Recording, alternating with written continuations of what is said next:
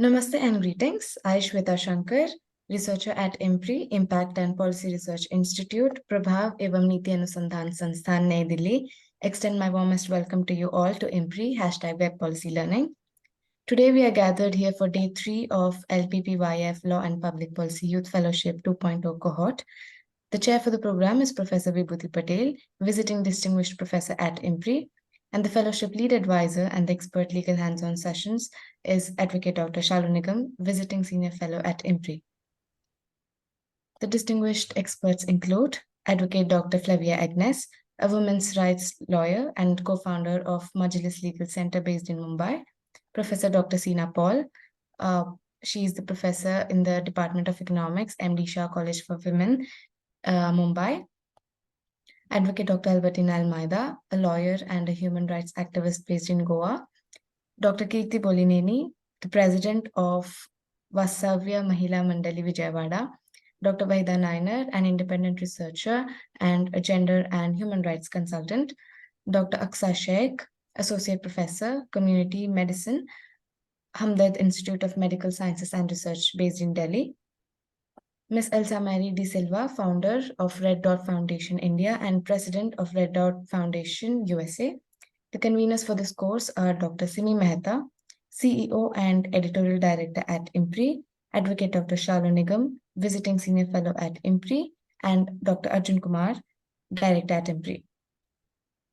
Welcome everyone to this insightful discussion, and I appreciate your dedication in investing your time, energy, and commitment to gain a profound understanding of the crucial role and intricacies of legal and public policy frameworks. This program aims to empower participants with the ability to grasp the nuances and complexities of legal and public policy paradigms, offering both theoretical insights and practical skills for research. Session of day 3 include the topics Ending Gender-Based Violence in India, Issues and Challenges by Dr. Keerthi Bollineni, a legal hands-on session 2, Gender-Based Violence by Advocate Dr. Shalu Nigam, and we will also be having essay topic selection discussion today. So to start the session, I invite Professor Vibhuti Patel for her opening chair remarks. Ma'am, over to you. Good evening, friends. First of all, I would like to express my heartfelt thanks to Dr. Arjun Kumar, Dr. Simi Mehta, and the IMPRI team for putting this course together. And we know that on day 1, we had an overall perspective about this course. We went into the history of this whole campaign of 2 days, 2 weeks of campaign on gender-based violence. And we also had very interesting, insightful, and evocative presentation by Dr. Advocate Flavia Agnes on how over last 40 years, women's movement and women's rights movement have brought the issue of gender-based violence center stage. She also shared her personal experiences of facing domestic violence and also work in the Forum Against Oppression of Women, and now the work which Majlis is doing in terms of providing institutional support to survivors of gender-based violence, and also especially with special focus on their project called Rahat and also Manodhairya scheme of the government, which Majlis is implementing. And Dr. Shalu Nigam's session was also very good because it also put the whole perspective, the global perspective, role of the UN system, and the role of the kind of legal, the policies and the legal instruments we have to combat violence against women at an operational level. That was also very important. The session was full of very energized question answer session, and we had the participants also brought in so many important insights in the session. Now in day 2, we also had a very interesting discussion, and in which Dr.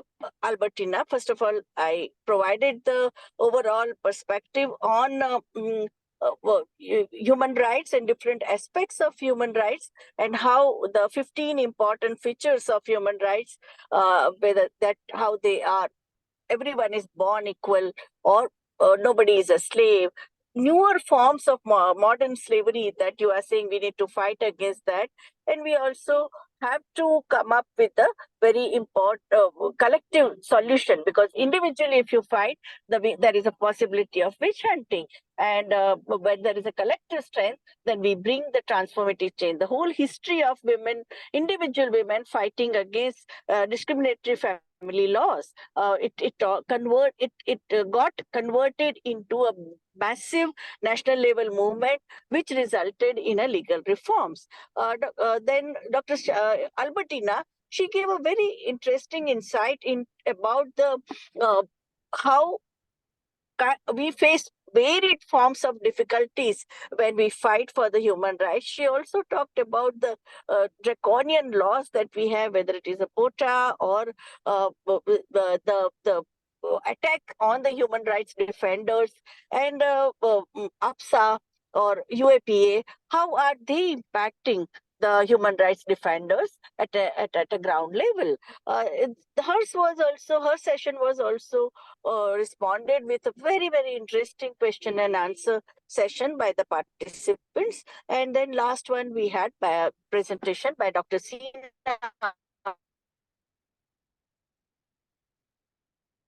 How do we write essays or research articles on the issue of gender-based violence? And she explained the processes of right from coming up with the proposal and the research methodology and the way of writing and data analysis, data cleaning, and qualitative and quantitative dimension of data analysis, and coming up with, and that it was a very important, because it also made the participants think about their own project, because that, and they all came up, all of them gave input, and we had a very nice brainstorming session on what kind of research projects the participants would like to do. And now today we are going to have a major focus on domestic violence, very important, because it took a long struggle. There were people, even the home minister would say that occasional beating is not a gender-based violence, and that women's movement had to collect more than 2 lakh signatures to see that domestic protection of women from domestic violence bill was converted into an act in 2005. And this is the act which has a very important features of the role of different agencies. First of all, the definition of violence is very comprehensive, and what is the role of different hospitals and criminal justice system and legal system and the community-based organizations and protection officer. And I think Dr. Keerthi Bollineni is the most appropriate person, expert for this subject. And now over to the IMPRI team. Thank you. Thank you, ma'am. Now we have the session by Dr. Keerthi Bollineni. She is the president of Vasavya Mahila Mandali Vijayawada. Welcome, ma'am, and over to you. Thank you so much, and for all the participants and also for all the experts here, my wholehearted wishes and also for the good day.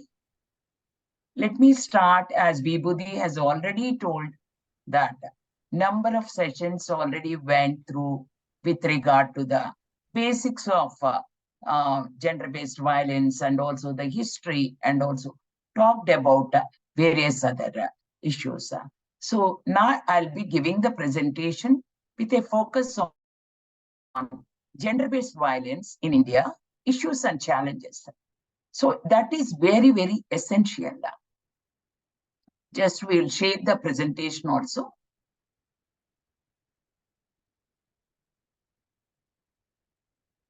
And in the meantime, let me talk by the time they share the presentation. I myself is a social development professional, and at the same moment, I myself is also a victim of social norms and customs as a widow. I became a widow at the age of 28, and in my second marriage, I have faced severe domestic violence. And I see in a year with my team at Vijayawada and Visakhapatnam, 3,000 to 4,000 of the cases every year, and it is increasing after the COVID. So this is what we should learn, that what COVID has made us and how we are, not only it's a health pandemic, but it's also a pandemic which has created a ripple effect of the families not having harmonious relations. Let me talk in a very practical manner in going through some of the cases. So is GBV among, normally when we talk of gender-based violence or domestic violence, we think that it's only among the poorer sections like that. But here, a 36 years postgraduate hailing from socially, politically, and economically affluent widowed woman in her remarriage faced severe domestic violence. When we talk of domestic violence, it is of different forms, and this woman has faced financial, physical, psychological, sexual abuse. So, what not more than this, the woman has faced. So, from seeing this snapshot of this case study, what we see here is a re-victimization and financial loss, not able to come out of violent relationship due to loss of family prestige. What we see normally is the woman never come out of the violent relations, never say no for it, and they continue for two things. One is the family prestige of the parents and also the other side. And also at the same time, they also think of the children's future and also affected physical and mental health. That's what, which can't be gauged, and also the wound will not be healed. And it's a shock to the parents and siblings because she is already a widow, and in the remarriage, she has been again domestic violence she has faced and severe abuse of all types. So we will be seeing in the other next case study that what kind of other kind of situations the when they are facing it. Next is next, please. We have seen India is a capital for child marriages. 23.6% of the marriages are child marriages. They are girls as brides and even becoming the child mothers. Why I'm telling child mothers is normally the age of the marriage is 18 years, and where our MIS system talking of antenatal and postnatal is from the 19 years onwards. So a 14-year girl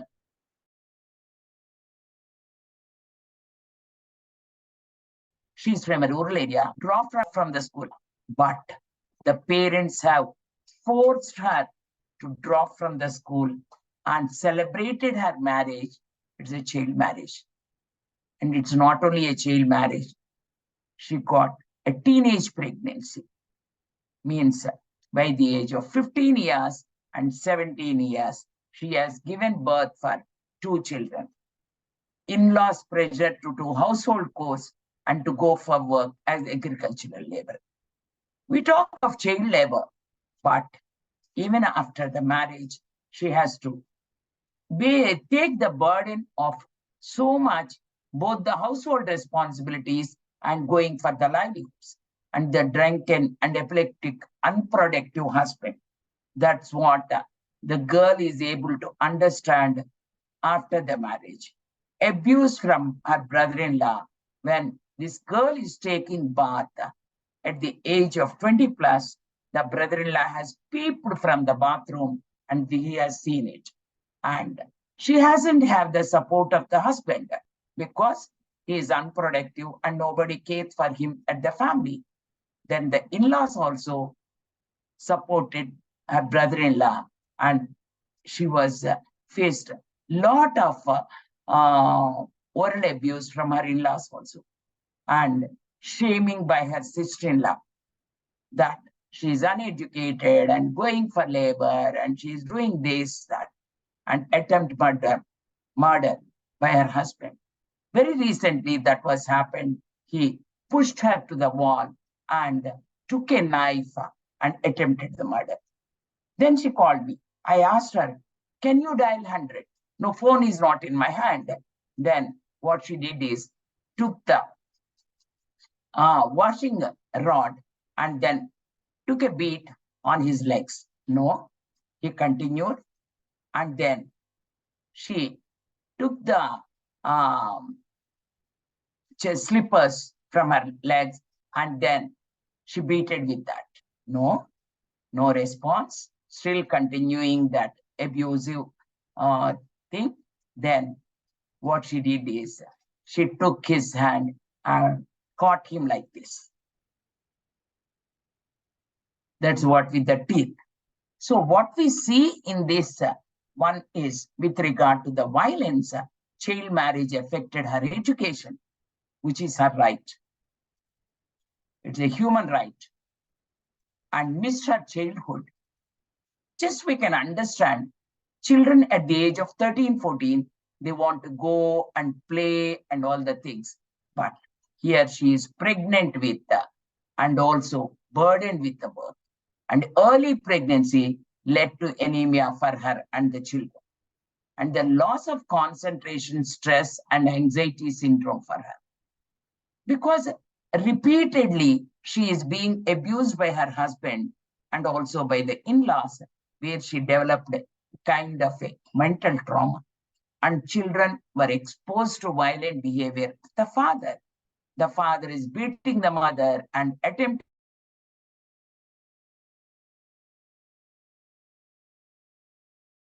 children's future and also their mindset. And childhood dreams are shattered. Actually, she wanted to become a doctor, but she could not because the education was stopped at the 9th standard. And then, as a breadwinner of the family, first started as an agricultural laborer, then slowly, privately, after the children born, she continued her education. She did her education, and now she is master in social work and working in the projects as the program coordinator. It is not one story, but hundreds and thousands of stories are like this in India, where the girls are brides and where children are child mothers. Children are having children. So that is what, is it not a gender-based violence? And non-disclosure of impotency is gender-based violence. Because we are seeing in the current situations where we are getting number of cases in our counseling center where the man is not disclosing his impotency for the sexual life, although he knows it. Maybe for him it is also a second marriage, not even disclosing it. A woman engineer in her 20s got married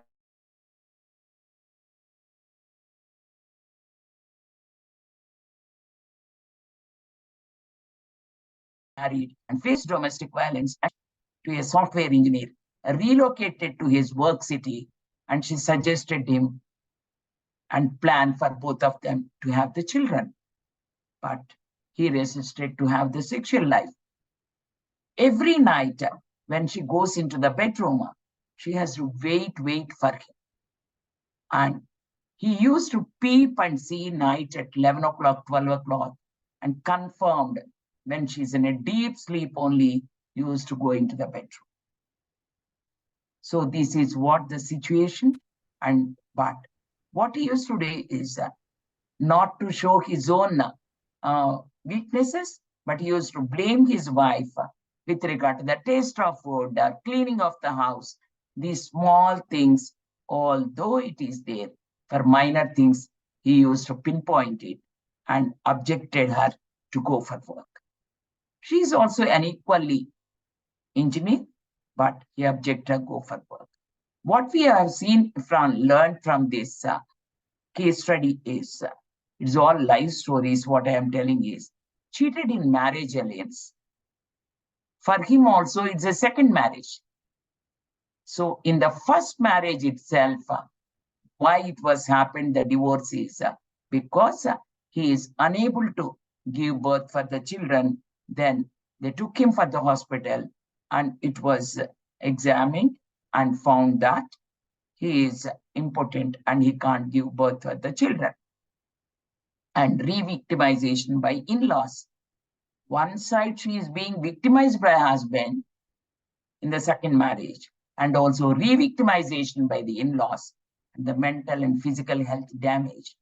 She used to be very lean and smart, but due to the mental health, the instability, and she's not feeling well mentally, stress, and also anxiety, identity crisis, she has put on a lot of weight, and also stress of access to justice. It is not that easy in India when the women want to fight and prove him that he is impotent. And these things are very, very difficult. And once to go to the court also, it takes years. That's what we are seeing it. And parents tensed up for future because she's already went through 2 marriages. The parents are so tensed up about her future because all other family members, her siblings, are well settled either in India or in abroad. And also in the patriarchal attitude, the evidence to prove when this young engineer is asking her husband to go for this impotency or the what is a test required medically to prove whether he is can give birth for this test and semen count and all those things. Faced a lot of resistance from the husband and also from the mother-in-law. But at last, she is able to take him and got the evidences. So these are only what I am telling. These 3 case studies are only just to mention, but we are seeing thousands and lakhs of it in the community. Because in the previous sessions, you have already heard that 1 in 3 women face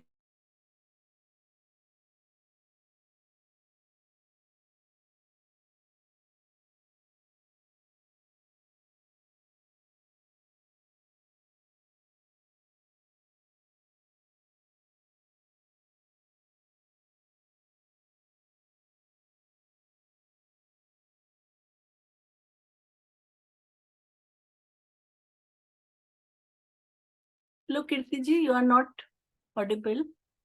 Have we lost her? I think there's a problem with the net. Net, yeah.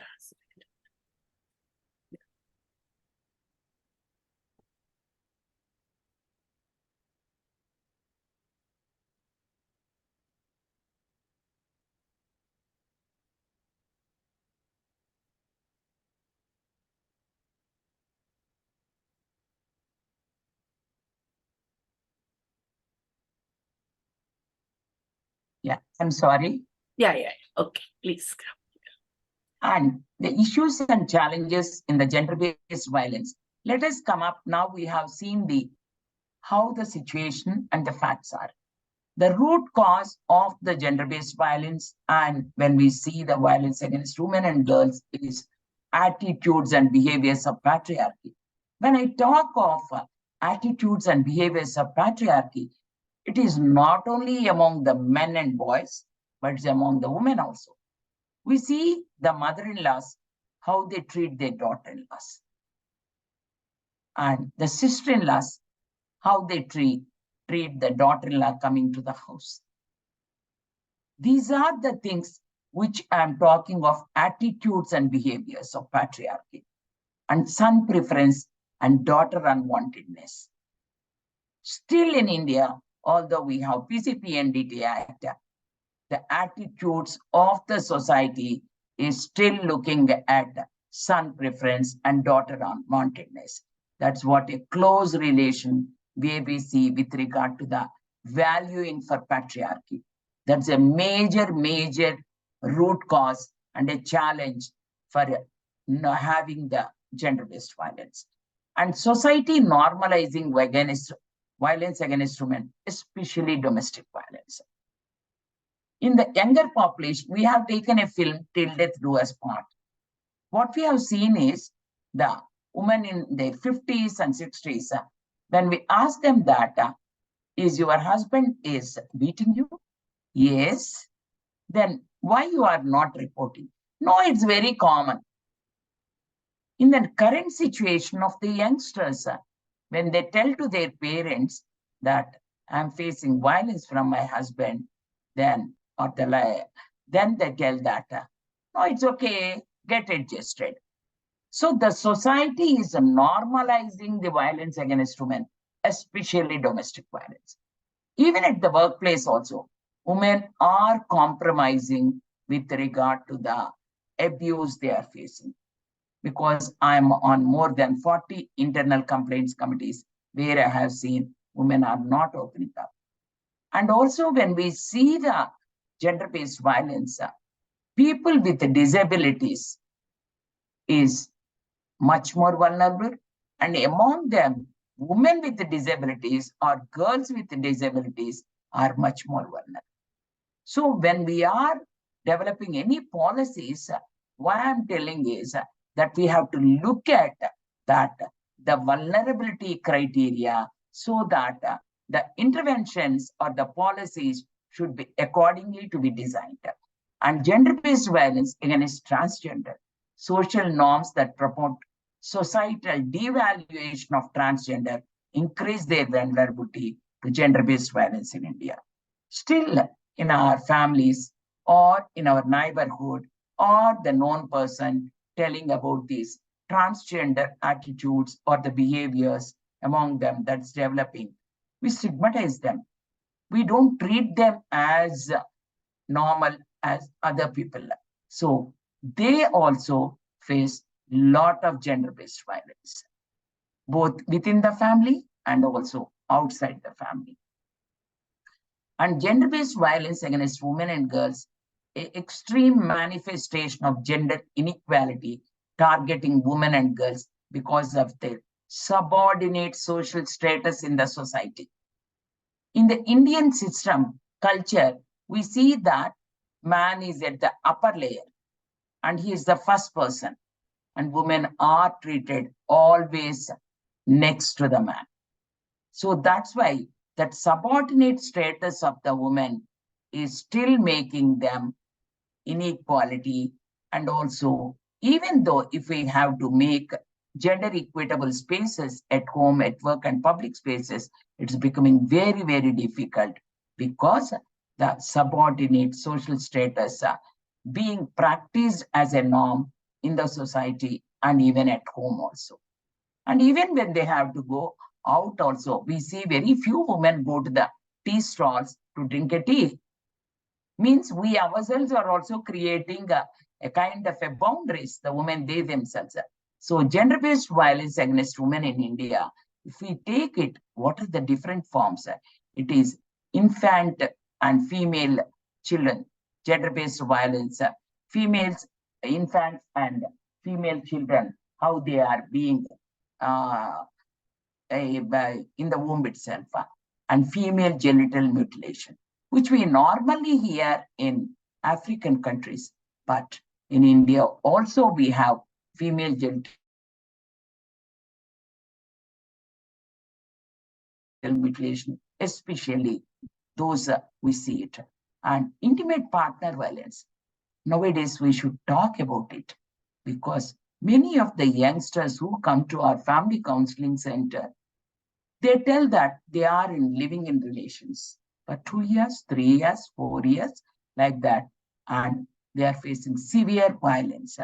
But why they are keeping quiet is they feel that they are unable to tell no as no. That's very essential. But the girls are not trained at family or at academic institutions, so that's why they could not tell it. Domestic violence, as I told that, it's very, very severe and rampant. And sexual harassment at workplace and public places is very high.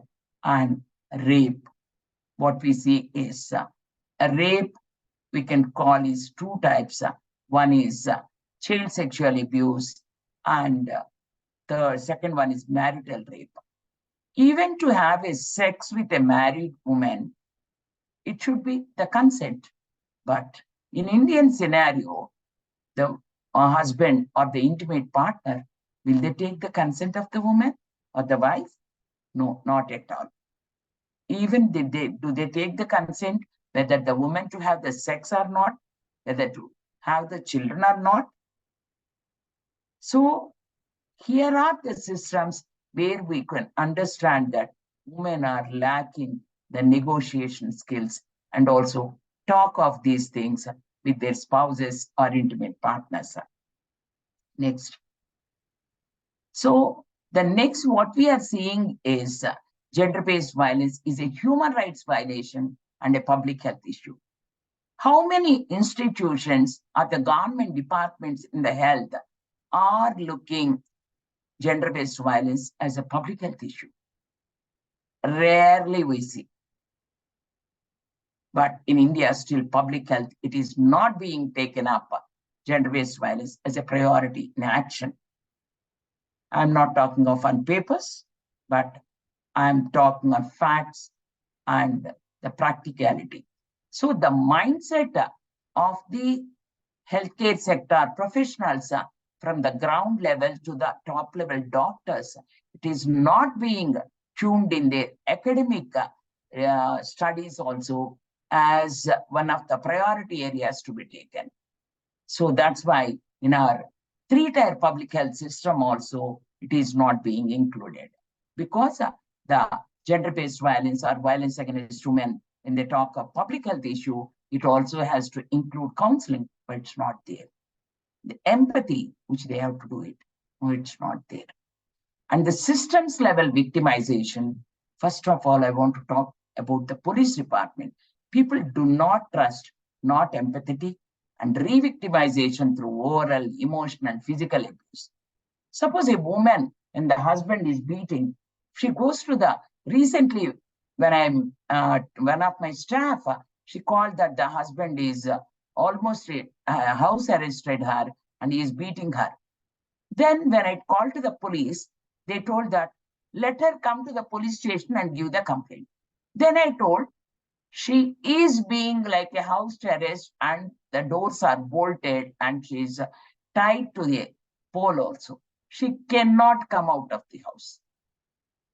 So we need to have an empathetic system which is not available, has to be there. And lengthy judicial proceedings. Victims' productive lifetime is lost. In India, the cases are taking years together. Last year, 2 years onwards, we are appealing to Government of India to amend Section 125 of Criminal Procedure Code. Now, we assume that the new laws which are being introduced will give a kind of a change and also ease for the women. And not only that, and the expenditure for legal advocates, how much they have to give for the lawyers. And the other side, although Legal Services Authority, the victims do not have an idea or a knowledge of it.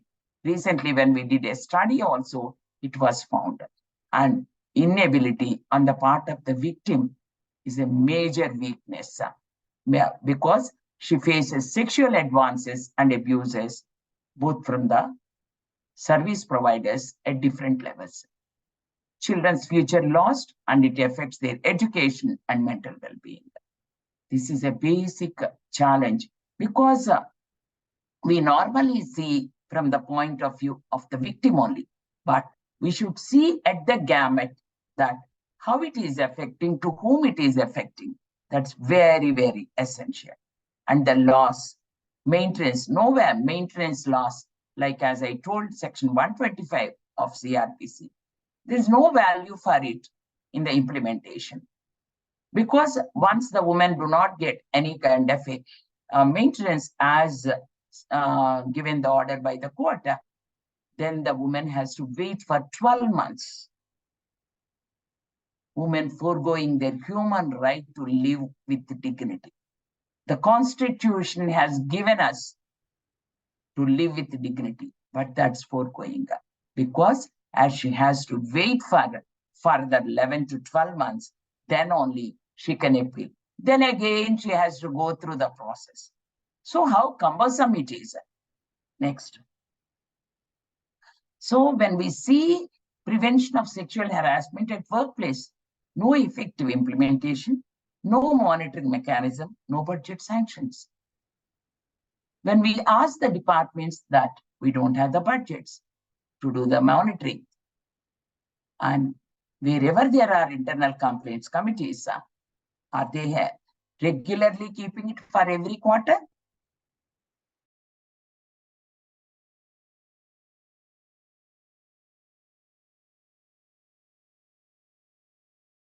No. Are they bringing us? And also, if it is less than 10, the collector convener, that's a local complaints committee. The gender inclusive schemes are not there to include men and boys in addressing gender-based violence. We always talk that violence against women and girls, addressing women only. Just see that the Women's Day, which we all celebrate on March 8th, can we make the men to come for it and men to celebrate it who are doing for the women? That's very essential. We always celebrate and facilitate only women. And next one I've seen very, very closely is POCSO is a gender neutral law. The sexual abuse among boys or a male child are rarely reported. Why? Society thinks male will never be a victim. You can see that the male is always considered in our culture at an upper layer. Only the women are the victims. So that's why even the POCSO law became neutral, gender neutral, but the case reporting of the boys is very, very, very low.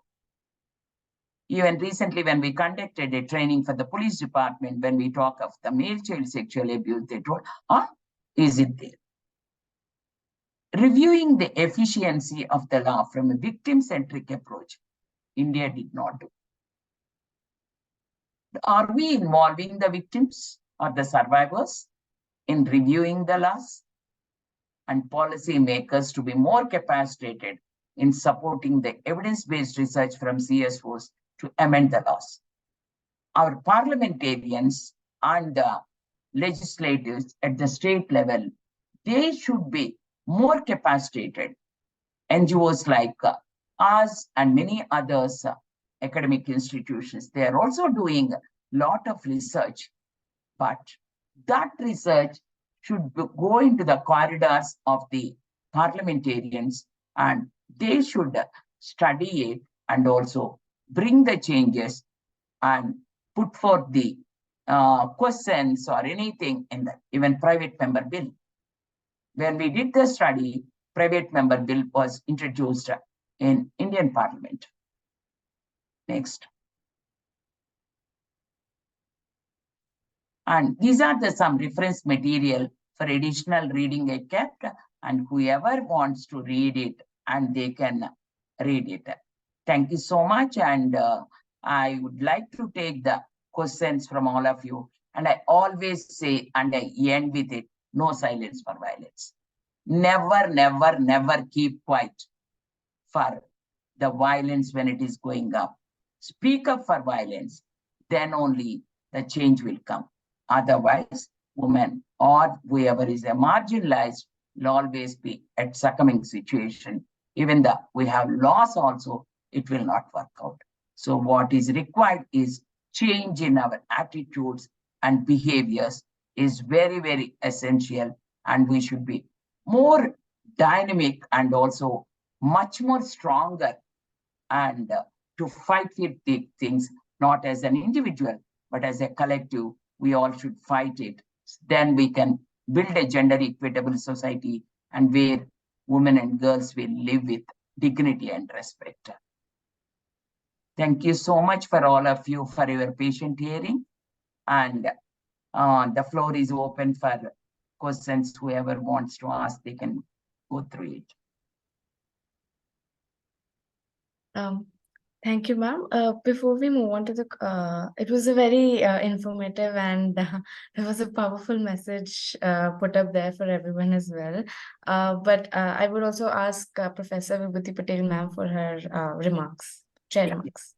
Thank you, Dr. Keerthi Bollineni, for a very, very evocative and powerful presentation and your 3 case studies. And I think we also have a recent case study of Kerala, where a woman working in a government hospital, a 28-year-old woman who was herself MD doctor and surgeon, she committed suicide because of the harassment she faced from her husband, who was also a doctor. So imagine, among the highly educated, economically independent women, also you see that their lives are, valuable lives are lost because of this gender-based violence linked to the customs and traditions. So I think there is a very important message that the way gender-based violence has been normalized, and also in the name of custom also, so especially the dowry, the greed of dowry, that also takes a heavy toll of women's lives, and it has increased. If you see the latest NCRB report, it has increased. In our times, there were a robust women's movement which was taking up this issue, but now, except for some occasional small little item in the media, we hardly get any reporting. And gender inequality and the norms and beliefs, you rightly said that the violence against women and girls is acceptable. That is the kind of mindset which perpetuates this form of barbarism. There are also many factors that increase the risk of gender-based violence. You showed it so succinctly, with women and girls living through crisis, experiencing an increase in both frequency and the severity of gender-based violence.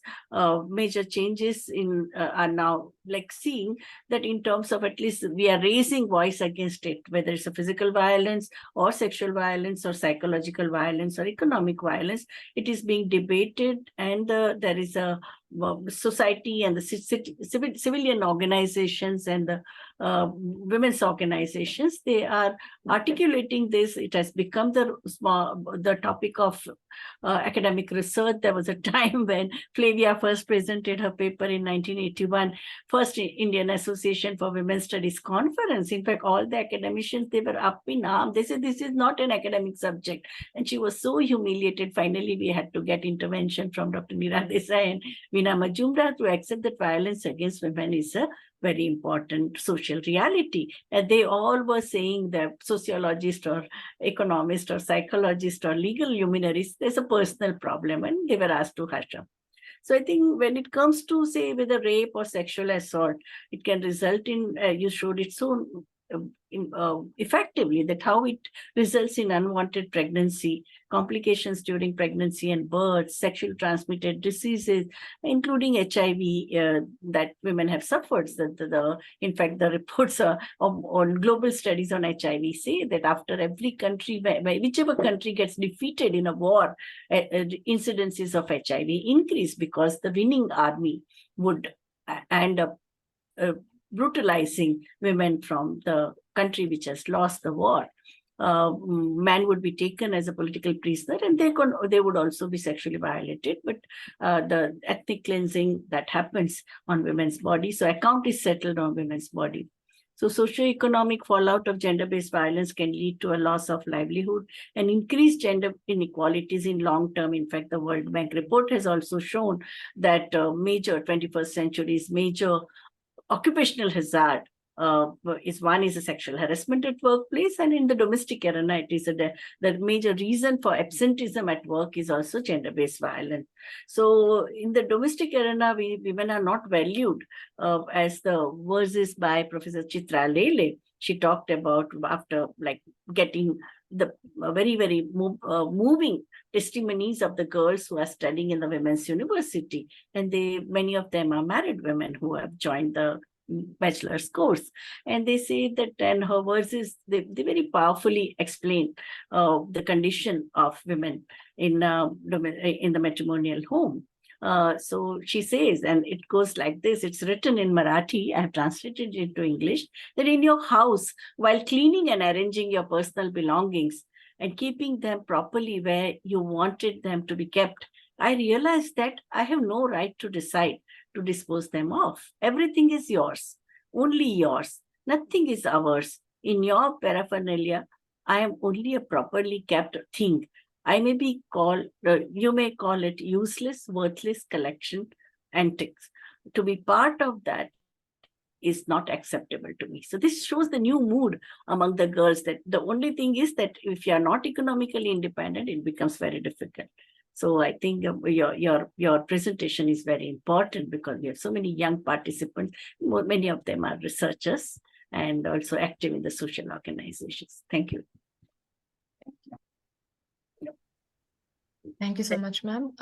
We will take up the questions now. The floor is open for questions. Arushi Chopra. Yes. Ma'am, you can unmute. It's Thank Arushi. you. Hello, Dr. Keerthi, ma'am. That was a really well informative session. As I introduced in myself in the earlier sessions, I work at the Delhi Commission for Women, and in the last year and a half, I've interacted with a lot of domestic violence survivors and sat in with the members while they were doing counseling sessions.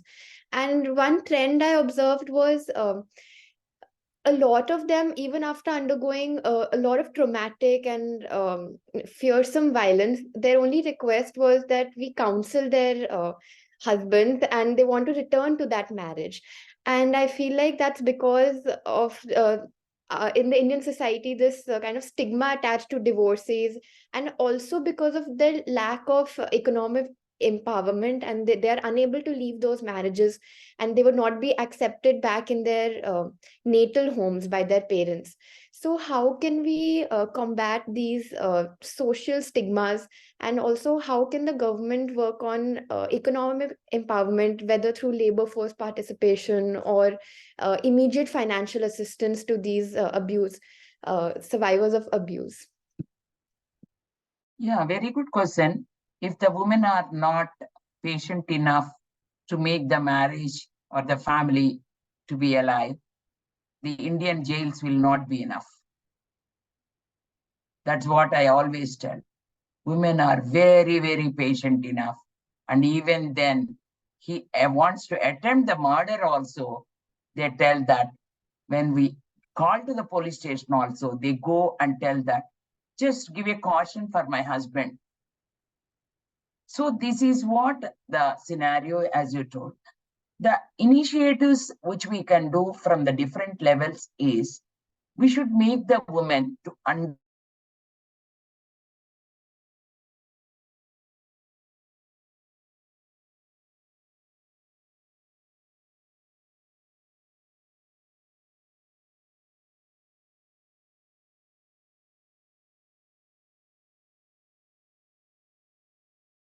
part of it on Andhra Pradesh.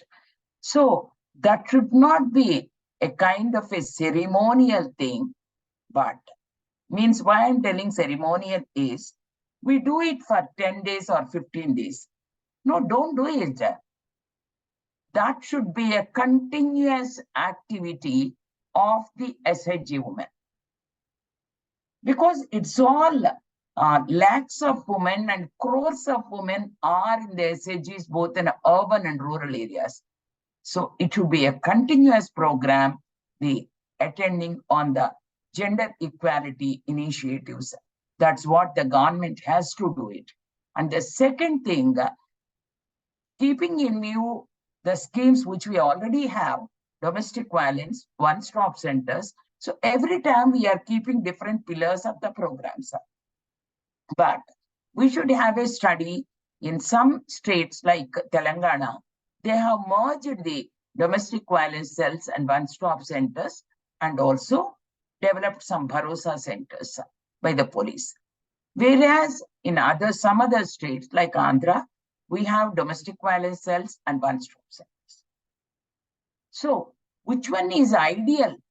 Which is working well? We have to see it both from the systems level and from also the victim's point of view. That is very essential. And the third point is, do the women are prepared to go to the police station? Do they have a trust on the police to go there? No.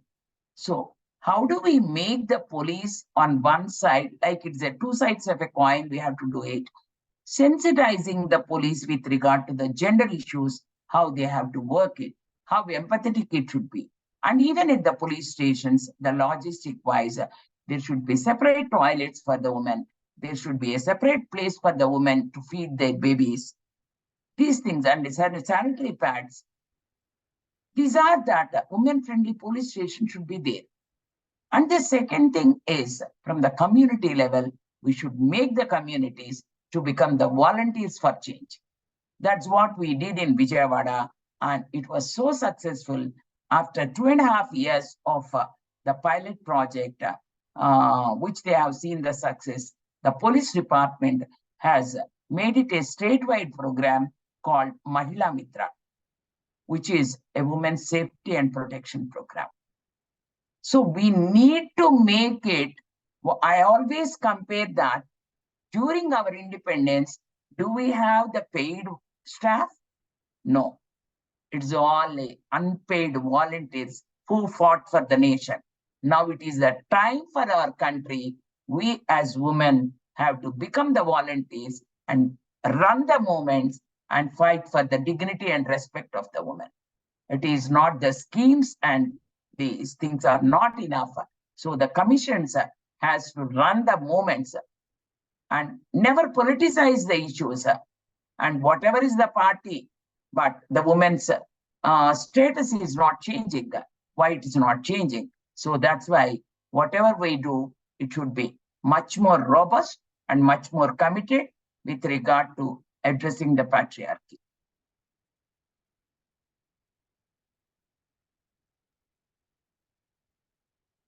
So there's another question. Yeah. Ms. Debarti Chaudhary, ma'am, you could unmute.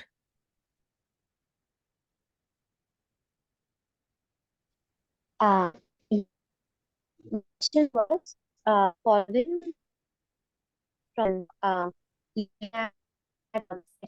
as a public health.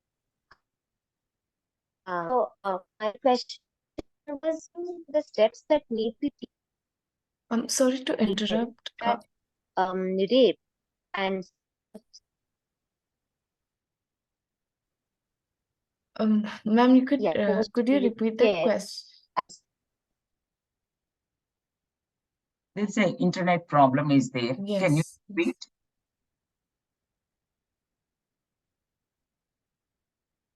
Or if you have a problem, just put in the chat box.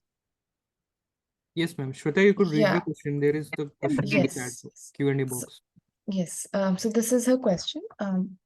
Following from your point on looking at sexual violence as a public health emergency, what steps need to be taken to look at rape as a healthcare emergency? Yes. We should see when the rape happened, immediately whoever is there, whether the family or the neighbors or colleagues or whoever it is there, we should see it as a health emergency.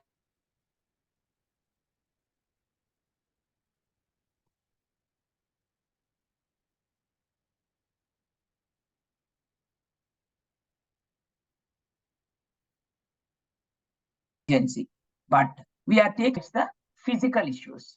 Maybe she has a tear, she might be having the bleeding, and she might be having the wound. That is one thing they are doing it and giving the reports. How many days is it taking? When the medical is so much improved, we can get the reports quick. Then only it will trigger among the communities. Yes, if somebody do like this, he will be getting punishment soon. And the healthcare professionals also has to be trained on the rape, how to deal the rape victims. And healthcare victims, they do not have the training in counseling. They just go to the pregnant women and talk to them, or like that only they are doing. For example, the major gap in the healthcare sector also, our healthcare professionals, even at the front line, are they having a knowledge on menopause? No, not at all. Because now we are seriously working on it. So these gaps, to fill it, we need to see it from the review it from a victim-centric approach. Suppose I have seen a girl who is being raped and admitted in the hospital, even the child sexual abuse victims. Last month, we had 2 of those children gave birth for 2 children. So the hospital nurses or paramedics, the way they talk them is, you are also involved in it, might be due to your consent. So this kind of blaming dialogue should be changed. First of all, it's all with regard to the attitudes. Second thing, we should know how to respect a victim. That's very, very essential. And deal rape as an emergency, and whatever it is required, it has to be at like an emergency surgery, which we do it. We do for VIPs in a separate slot like that, taking them and addressing. Why not a common man in the democracy to be treated like a VIP? Then comes, we can deal all rape cases as an emergency. Don't deal like a regular cases. So the robust guidelines and SOP has to be developed. Recently, in the NCPCR, I attended one meeting on 30th of November. They have, in the course of the law, it is there, but in implementation, it is not there. So in one of the NGOs where the support person is appointed, there is a question and also being deleted by some of the government functionaries. Then that went by Beti Bachao, by BBA of Kailash Satyarthi. They went to the Supreme Court. So now the support person's scheme is validity. The NCPCR has approved it. And recently we all discussed and gave inputs relating to how and what kind of a mechanism to be developed for appointing a support person or support NGO, and what kind of a services they can deliver. Because a child sexual abuse or a rape victim, whether it is a child or an adult, it goes years together cases. It is not being dealt as an emergency. So that's why throughout the process of their case and the life, the counseling has to be taken at different levels. So that's why we need to take up a support person or support NGOs in the cases where, whether it comes under the DV Act or a special act, has to be taken up to bring a support person or a support NGO to deal with the rape cases. On the minors, it is coming under POCSO, which is introduced. Even on the majors, with the women who cross 19 also has to be introduced. The same system, because now the SOPs are also coming up very soon. But still we have this question of a mandatory reporting by doctors in case of POCSO case. That is also causing a lot of problem, because so many children are not reporting, no? Because, so that, and when the parents dissuade them to report because police would be knowing. So that is another very mind-boggling issue. And also marital rape, of course, that is there because it's not criminalized. People have to take the route of DV Act to this thing, no, to get any redressal.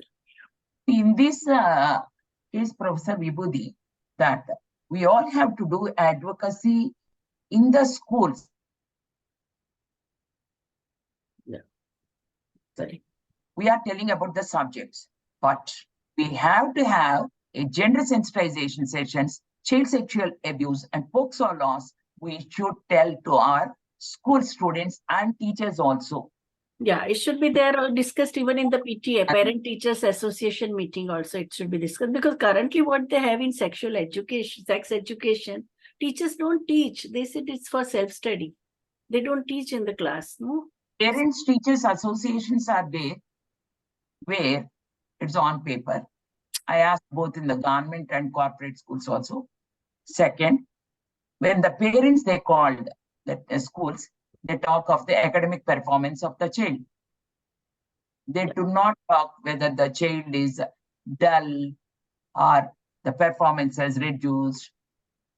So these things, we have to deal it like the personality development of the child and crisis management, and also say no to no. Yeah. These things are very essential. Yeah. You are right. There is a question by Arpita. Yes.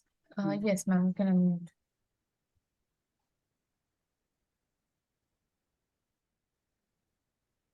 Hello, am I audible? Yes. Yeah. Yes. Okay. So personally speaking, thank you, Keerthi Bollineni, ma'am. This was a much expected and much awaited session since a week by me. And coming to the question, in the context of GBV, we certainly see a spectrum of victimization. Like on the other, on one hand, there is Section 375 IPC, which states only women are victims, doesn't consider male victimhood at all. And on the other hand, we see Allahabad High Court, which recently stated that women who are sexually raped. Just hold on a second. Hello. Yeah. So marital rape is no offense if wife is 18 or above. So Yeah. this was the statement given by Allahabad High Court. And in between, in this spectrum, from the far extremes, we witness ignorance and judicial delay. While there are various laws and commissions, the question is, what steps can be implemented as a need to fill these gaps, starting from local governance? So, yes. How much budgets we are spending for defense, and how much budgets we are spending on judiciary and health. So there our political will is very important when we make a gender budgeting. These things we have to see it. Very important. Because many a times when I talk to the judges and all the things, what they tell is, we don't have the number of courts as required. We don't have the number of judges are required. The manpower is not there. So how can we deal it? Even the cases of 2009-12 are still pending in the court now.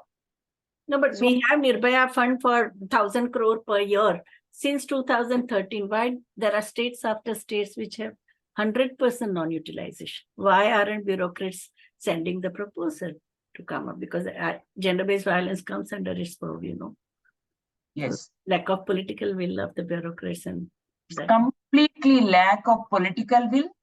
And with that one, I can say that reviewing the unspent balances, why it is happening, in which states it is happening, because they only come with the proposals to the government to give the budgets and approve it and give it for XYZ program schemes. But why it is not happening? States, do they have any kind of a mechanism to deal with Nirbhaya fund? They don't have it. So that's why this kind of a monitoring mechanism on Nirbhaya fund, both at the center and the state level, by an X body or a separate body, which can created that this has to be 100% to be used. Otherwise, next year, whatever they spend, whatever they propose, it may not be approved for 3 years or 2 years. So that clause has to come. Otherwise, no, states are taking it for granted. That should not be there. It is not taken for granted. No, every rupee is very, very valuable, which is put up in the Nirbhaya fund. Yes, next we have a And question. one more thing, just I want to add it. The currently IPC, CRPC and Evidence Act are already introduced in the Parliament for amendment with a people-centric clause. Let us see and wait what it is going to be. Until then, we should wait and see the NGOs like Patel and many others, Majlis, We all have given lot of recommendations, and let us see how much they are taking it up. Yeah. Next, we have a question by Ms. Mitana Saithya. Ma'am, you may unmute. Thank you, Dr. Keerthi. Am I audible? Yes. Yeah, thank you. Yeah. Thank you for such a powerful presentation. So you mentioned in one of your points about, making men and boys sort of a key stakeholder in the conversation around gender-based violence. Oftentimes when we, in our different capacities, when we try to engage men or male members of the population, there are certain inherent challenges we face, because this requires them also to kind of reflect on the male privilege and the kind of systemic privileges that men have by virtue of their own gender. So I'm just wondering if you can share some insights about your experience of, conversations with men and boys about this, and how we can actually include them in this very important conversation. Yeah, very important question. To bring a change, it takes decades. Change is very slow. So it is not that fast, as it's not instant. No. We all have to wait and see and test it, then review it and redesign it and go further. As in my example, what we did is, I told that we have piloted a program, Mahila Mitra. At each police station, there are 10 to 12 volunteers from the communities working now towards making their locality violence-free. And if anybody is facing, they are the first respondents.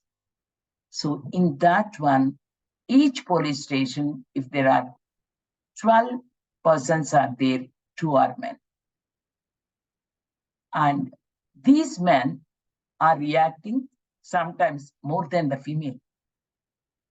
So that's why it is not the male or female, but the attitude is very essential.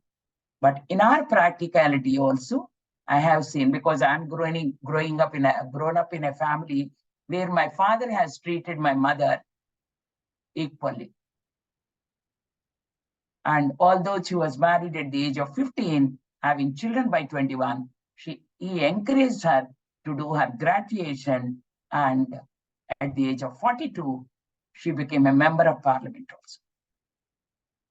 So maybe we see few persons are there, but those drop of water in the ocean, let us take it as examples.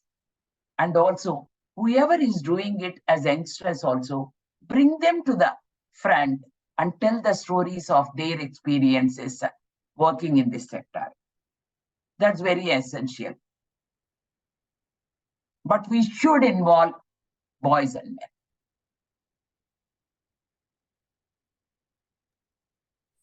Thank you so much, ma'am. Are there any more questions?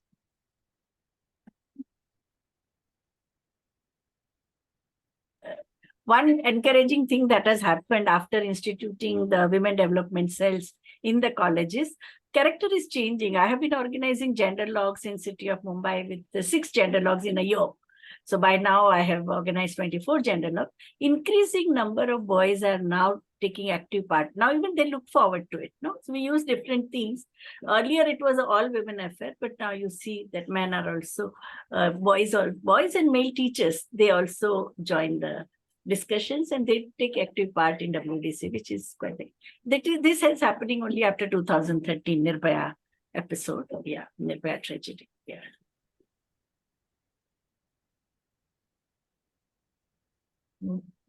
Very lively session. Thank you. No, day in and day.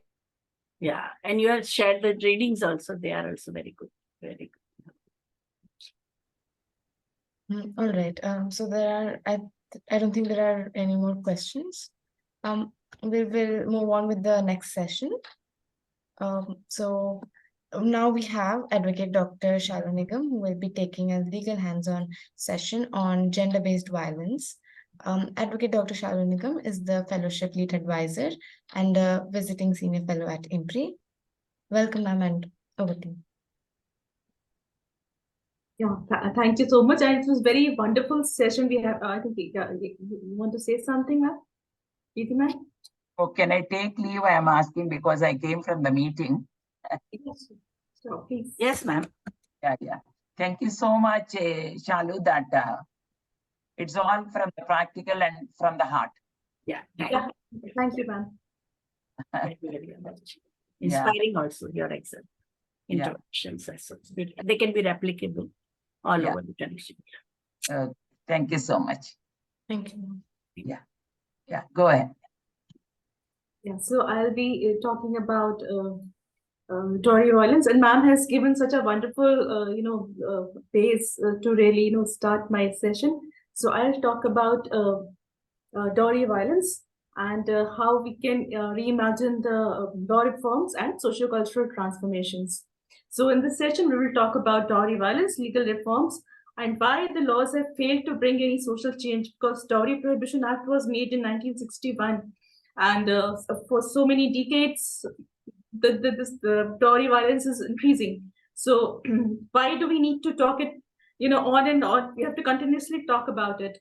And we will also examine some of the case laws and incidents, and we'll just try to see how dowry is increasing in number, scope, and outreach, and while we are trivializing and normalizing the dowry violence. And this is all based on my this book.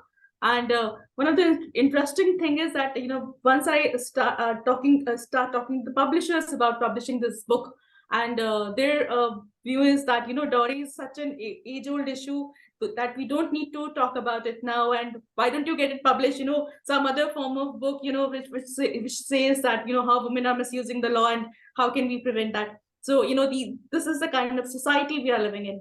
So, but I'll start with this, poem by, which is, just being often quoted, and I'll just read this. They say Sita the chaste emerged from the fire, radiant and beautiful.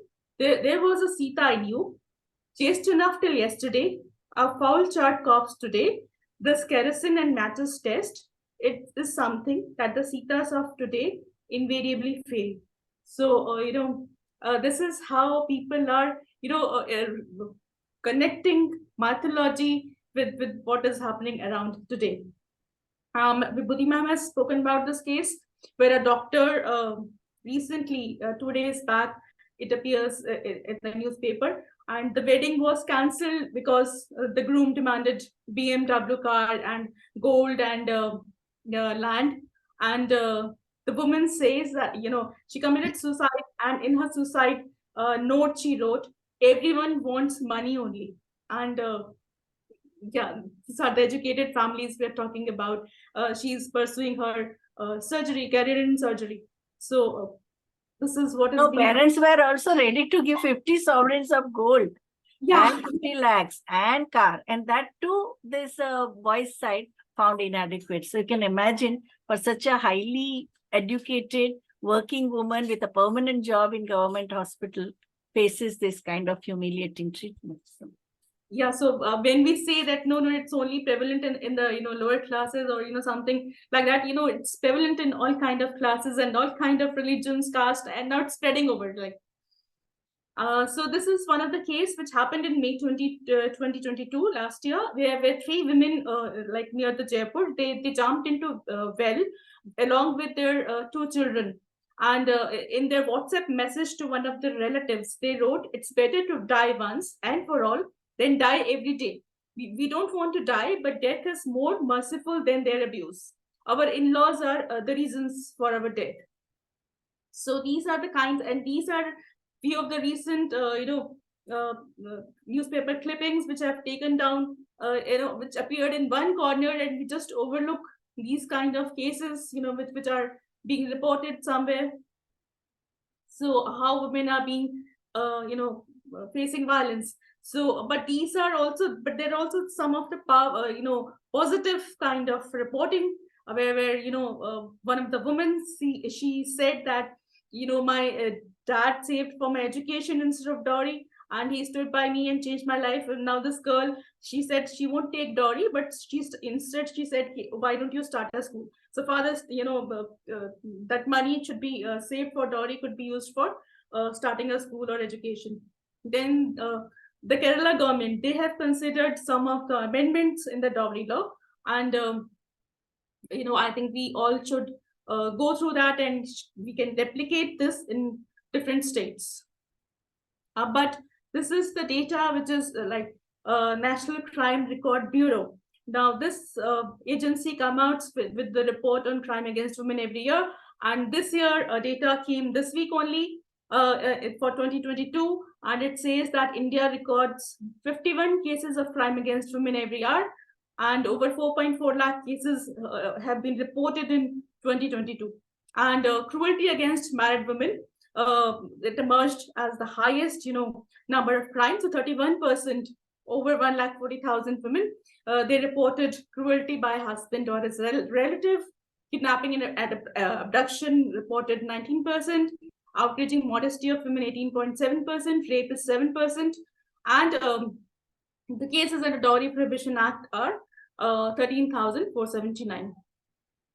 Now, during the Holocaust, the data says that 6 million Jews were killed and murdered, but I don't want to draw any comparison, and I apologize in advance if someone thinks the other way. But to understand the gravity of situation, we have to understand the data by Professor Amrita Sen. He reported that 37 million women are missing in India, and they are discriminated from home to tomb. And another study in 2008, it reports that 44 million women are missing because of gender bias, neglect, infanticide, and feticide. And this also include violence which is conducted within homes, and also include dowry violence. So dowry violence is taking toll on lives of women, and but what we are doing about it. So coming to how this law is being made, this law was 498A, which talks about cruelty against married women in their matrimonial home by their husbands and in-laws. This law was introduced in 1980s, and Section 304B, which was introduced in Indian Penal Code relating to dowry death, and Dowry Prohibition Act was formulated in 1961. Now, during the parliamentary debate, if you see in 1959, which took place before the Dowry Prohibition Act was made, where dowry is not construed as an exploitative practice, but the legislators see it as a traditional harmless culture of giving voluntary gifts. So during the 1980s, there was a whole whole protest and outrage, because number of women were dying due to stove deaths, and women's organization, they highlighted the fact that these deaths were not accidents but murder due to dowry abuse. And we know the cases of Shashi Bala, a 21-year-old, in March 1971, she died while she was pregnant. Kanchan Chopra, another stenographer in Delhi, she was burned by her husband after she was forced to swallow the acid, and police registered this case as a suicide. On 17th May 1979, Devinder Kaur, a 24-year-old bride, she was burnt alive, but her death was registered as suicide by police. Even in her dying statement, she clearly mentioned that her in-laws have set her on fire. So this carelessness and corruption on the part of police, it created outrage, and it resulted in a lot of demonstrations, and therefore we got this law.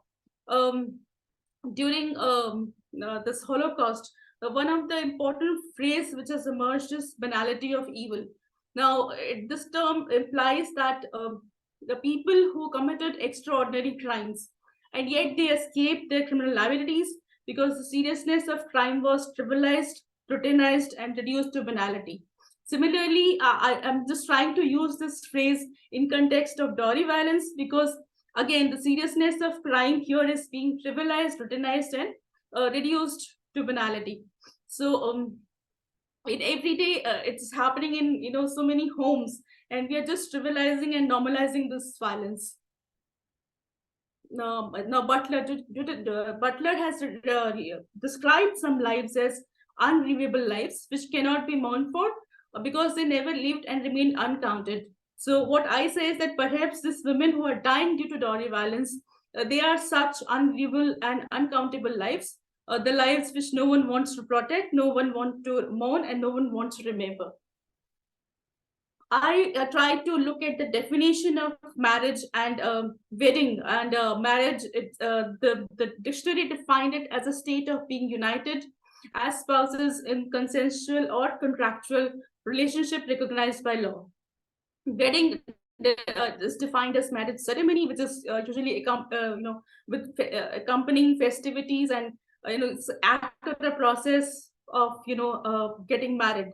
So basically, nowhere the term the monetary exchange is being mentioned, but payments are now being associated with marriage. Maybe because parents believe that distributing wealth is it could be possible because of dowry. But earlier, if you see the history, you can read the study by Professor M.N. Srinivas, and also that report towards equality by CWDS. It talks about bride price. So earlier we do have bride price, but slowly this, as Professor Srinivas, he talked about Sanskritization and Brahminization. So how dowry has expanded and replacing the bride price. Karl Marx wrote about exploitation of workers by capitalist class, but he may not have imagined how in South Asia women as brides would be treated as commodities, and they're exploited and murdered. So right now what is happening is that neoliberal forces clubbed with patriarchy, feudalism, conservatism, and excessive consumption, they have propelled the dowry, and therefore it's not only among the the poor or urban rural areas, but now it is among the rich and the urban areas, where you can see a lot of exchange of not the exchange, but one-sided giving of gifts and money. So if we see the matrimony business, and it says that it has been 1,500 crores, and it is compounded with the annual growth rate of 65%. And it has been observed that if you have the MBA degree, a man could command dowry of rupees 6 to 60 lakhs, whereas an IAS officer may ask for 50 lakhs, and the rate goes up if the groom is settled abroad. So what is happening is that commercialization is mixed with pleasure, morality, fear, competition, and emotions. And today, as some of the economists, they have estimated that the cost of wedding in India is between 5 lakhs to 5 crores, and the person spent 1/5 of their accumulated wealth, whatever they have accumulated during their lifetime. So marriage market is considered as a booming, flourishing, and a recession-proof business. A report by KPMG in 2017 estimated that Indian wedding industry is around $50 billion, with annual growth rate of 25 to 30%. During the COVID, the marriage has not stopped. Rather, it has made more business, and over 3 lakhs jobs have been generated during the season. In 2022, it is estimated that wedding industry will grow by 200%.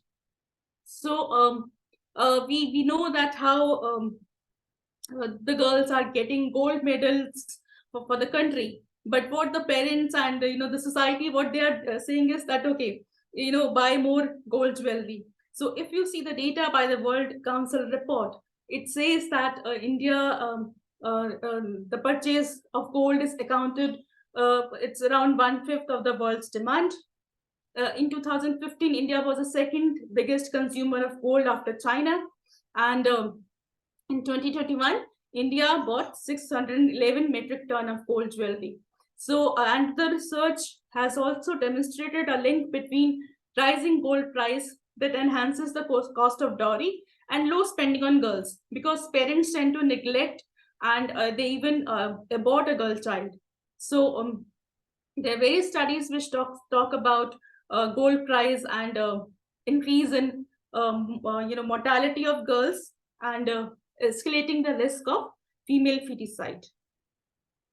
Now, the study reports that it is leading to high debts and people take loans, and 60% of Indian families turn to money lenders to borrow funds for wedding ceremony. So the amount of instead of giving dowry to the, like earlier they used to say that dowry is something which a woman can use when she's into problem. It can be used during emergency. But now much of the spending is being incurred on wedding ceremonies. So this is not resulting in accumulation of the wealth, but money is being just spent. Parents are spending money, but it's not helping the daughter.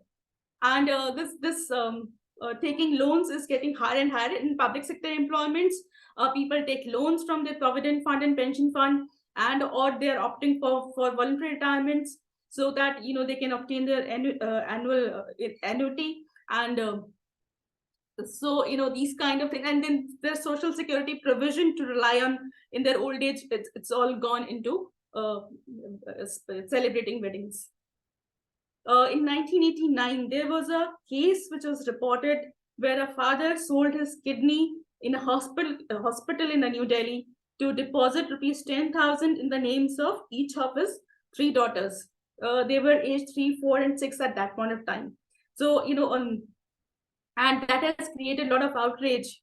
But now I think this organ donation is becoming a regular practice where parents are being forced to sell their organs. And in one of the incidents which I came across is that in Jharkhand, a 28-year-old woman, a mother of 2, and she was compelled to donate one of her kidneys to her drunken husband as a part of dowry deal, because her mother-in-law said that you give me, I'm giving you in writing the undertaking that we will stop demanding dowry if you donate your kidney. But obviously the harassment did not end, and after 6 months she set herself on fire due to excessive abuse. So these kind of cases are being reported in terms of there are women who are being they get married now and the husbands are abroad or they move abroad. So the scholars, they have used the terms like holiday brides or immigrant brides. Holiday brides are where the NRI husband, they come, they spend some time, they get married, they get the dowry, and then they left with all the money, and then they never contact the family back. So in Punjab, it has been reported that there are 30,000 women only from Punjab who have this kind of experience where they lost touch, after the husband, the so-called husband, move away with the money. Another category is that of immigrant bride, where women are taken to foreign lands after marriage, and then they are being brutally beaten and tortured and sometimes poisoned and murdered. So in the foreign land, because women are being vulnerable, they don't know the foreign language, and there are other issues that they don't have any support network. So they have a different kind of problems. So National Commission for Women, they have registered 984 complaints in the year 2012 for women being deserted by their NRI husband and those women who are caught in fraudulent marriages.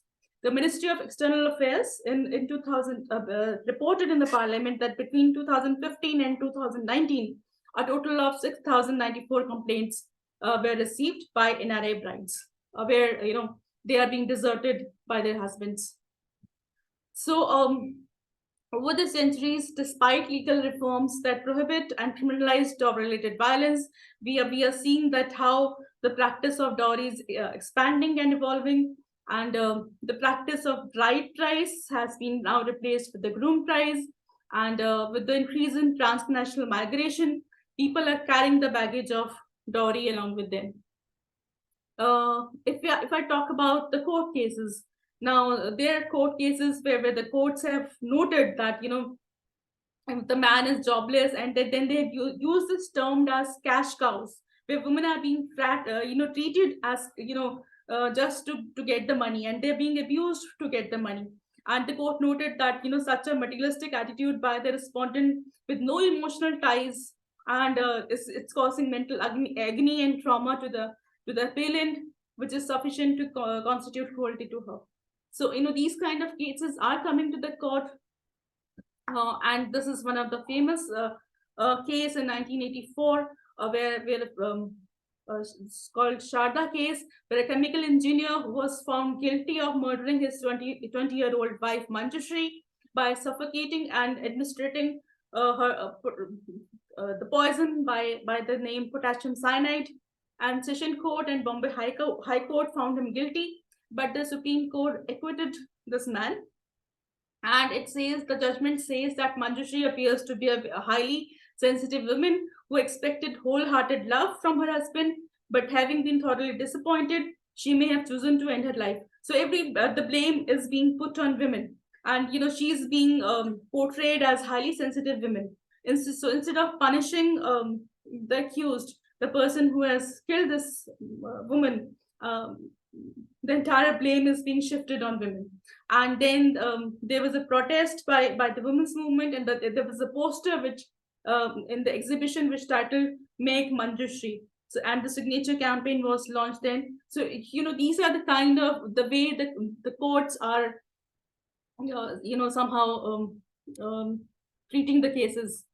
There are various other cases which are being reported later, where the dowry is not seen as a demand. So, for example, in one of the cases, the Supreme Court says that the demand on the account of financial urgent domestic expenses, and they have acquitted the accused. They say that domestic expenses do not constitute dowry. So, therefore, there is we can't say that it's a dowry demand. In another case in 2013, the victim was severely burned, and her husband-in-laws, they were demanding 50,000 rupees. But the Supreme Court says that because the accused husband wanted to purchase a computer to establish a business, and therefore this cannot be construed as a dowry demand. In yet another case, a woman was taunted, humiliated, and cruelly harassed for dowry, but the court says that the usual act of taunting within the fabric of a family do not become cruelty. So there are cases and cases, I can go on and on, but these are the way that how sometimes the courts are interpreting the law. So we have to look both into the issue of practice of dowry as well as what is happening inside the courts. With so many difficulties, women are approaching the courts, and it's not easy to get justice. And if these are the kind of judgments which are coming from the courts, can we say that are we achieving some benefits of having the law for women? Can we have justice? So this is what I just want to say, that that we have to see that the economic violence, extortion, blackmail, and exploitation, all these are taking place within the family. The family itself is quite glorified institution within our society, but here women are being died because of dowry demands, because of coercion, because of dowry-related violence. So we have to unpack the institution of family to see that how the things are working. So I'll just conclude, as and I'll again, in terms of Keerthi ma'am has already spoken about multi-pronged strategies, survivor-centric strategies. So I'll just maybe again say that we need all those kind of things, and also we need to rethink the dowry law in terms of its economic dimension. We have to talk about the laws which fix the accountability of the accused of the violence. We have to eliminate the culture of violence with impunity. We have to talk about strategies to rehabilitate and recompense the victims and survivors of violence. We have to talk about long-term strategy, in terms of altering the structure which is undermining women's worth. And when we are celebrating the UN Women 16 Days of Activism, So can we also talk about Dowry Elimination Day to raise awareness regarding the use of dowry, because the laws are really not working. So, that is why. And I'll just end with this quote. This is the quote, ma'am. The ma'am is, already aware of that. And the slogan was raised by the Indian women's movement during 70s and 80s.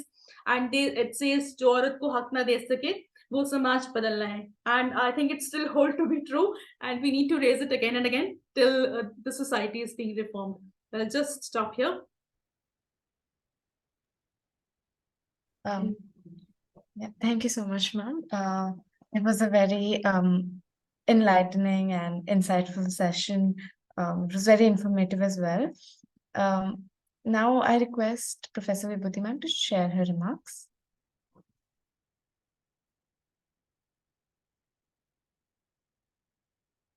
Dr. Shalu, Nigam, both you have explained the reasons for dowry, how it is rooted. I think most important issue is that of a hypergamy, also the custom of hypergamy, that you need to have a groom from person who is a socially, in terms of a caste system, is on a upper echelons, and that you give dowry as a compensation for a hypergamy, and also girl being treated as a burden, that you are giving dowry to compensate the groom's side because you are shouldering this burden. So I think both these things are very, in terms of, this is the tradition, but in current context, when women from professionally competent background or who are economically independent, they also have to face this kind of and even far more barbaric cases that we have seen, where you are using cobra to kill your wife to get another dowry, which was a very rich girl in Kerala. Or you now even Gujarat, custom has changed. Like earlier, groom's side used to go with Bharat, no? Now the girls' side, because they want to fly, they don't want to go by bus or bullock cart. So to save the expenditure on travel, it is the bride side which has to go to the agreeable place, so that groom side doesn't have to. So everything, all the power balances, the power relationship between the groom side and bride side, everything is tilting in favor of groom, no? And that is also the overall misogyny that we see, that seeing girl as a problem, seeing girl as a burden, seeing birth of a daughter. So I think it is very important to link that. The only solution I see is to create an alternative. I remember I come from a conventionally dowry giving community, and we grew up hearing stories, and we have also seen the burnt and charred bodies in the 60s, I can tell you. And even the NRI marriage, all the horror stories you told. In my community, this was happening right from 1960. So we became very cautious. Like we saw that we would marry only the person who, first of all, we would never get married at least without becoming economically independent. And even before when we get married, we would say that I'll always support my parents. We will not abandon them. So I think instead of calling her as a parayadan or whatever you want to do after your marriage is an ultimate goal. So I think the new kind of rearing of a girls we'll have to do. First of all, yeah, boys also, we have to make them more conscious on this issue, but girls have to be self-dependent. I remember like in the 70s when I entered the academia, girls were doing masters only waiting for marriage. Now that is not the case. The girls are saying they have heard so many cases of harassment and they have read so many horror stories that they said, no, first we will get married. Then we'll have to buy a house, even one-room kitchen we'll do, roof over our this thing is very important, so that no one can say abhi ke abhi nikal jao, no? So even Seva had the same problem. Like when the Seva started working in the among rural women, and everything that saved because of joining Seva, whatever savings they had, women used to save only in terms of gold so that they could get good groom. But so many cases of dowry murders happened, and Ilaben said nothing doing. In Seva, you buy house for your daughter so that she can be, and it should be in her name. So instead of giving a dowry, because dowry never empowers a woman. Dowry is different from Sridan, no? Dowry is controlled by the in-laws, groom's side. Well, Sridhar is a property right. So I think that also we need to explain to the people. And most important thing is that we have to create an alternate community which believes in relations based on mutual respect rather than such commercialized negotiation. No, so that's the only solution. Yeah, thank you. Thank you, but very evocative presentation. Yeah. Yes, thank you so much, ma'am. We have a question by Ms. Debarti Chowdhury. She's unable to speak due to network issues. I'll read out the question. How do we now if she is able to? Yeah. Now also she is not able to speak? No, ma'am. Okay. There's a network issue. So her question is, how do we ensure justice for Dalit women in intercaste marriages, especially who seem to slip through the cracks of the DV Act as well as Atrocities Act when facing violence in their marriage?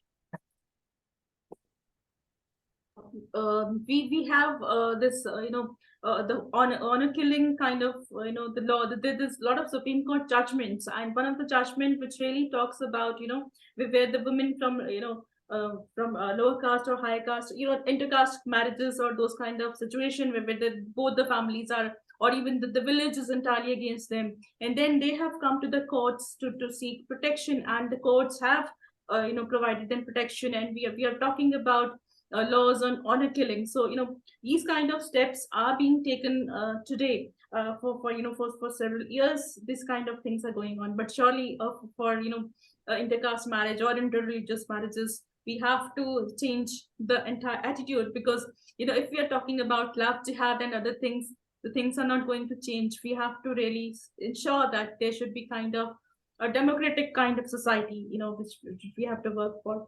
So yeah, the courts and the laws are working, but the more important is, how can we change our attitude and our, our mindset. So to have a kind of democratic society where if I want to marry someone, it's, ultimate the wishes of the girls should be taken care of, because, even in a patriarchal families like ours, like, like mostly the if we talk about this North India, we have this, even parents forcing women to girls to marry. So even girls when they're getting education, and then there's a force to pressure from the family to get married, and so many things are going on. So how can we really change that kind of attitude and mindset?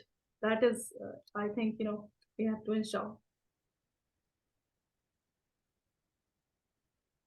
The floor is open for questions. Participants may ask.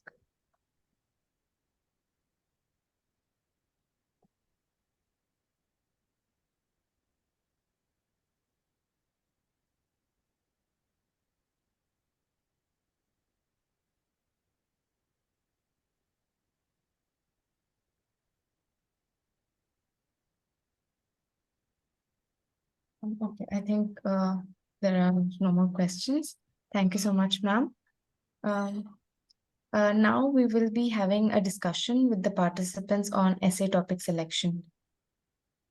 Over to the team.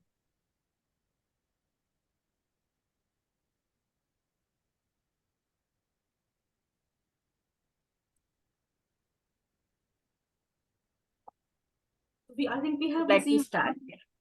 some of the abstracts we have received. So ma'am has replied also to some of those mails, but yeah, we can have more discussions. Yeah, I think now also there are a couple of emails there.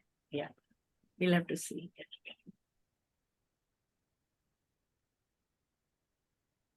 Who wants to go first? Debarati, I think, has raised. No.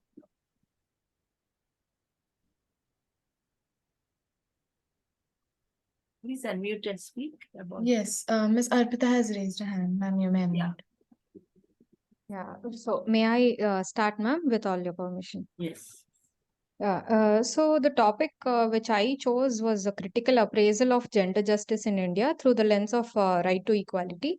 I did certainly receive your insight upon that, and you did ask me if I'm going to examine statute laws and case laws with regards to that.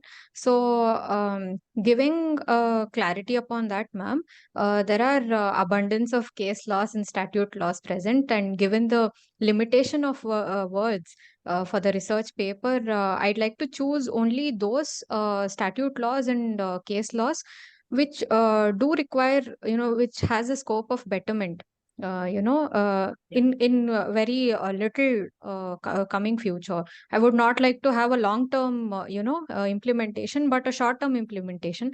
So I'd like some suggestions, in this regards, as to how do I choose through a lot of cases and statute laws as well. Dr. Shalu.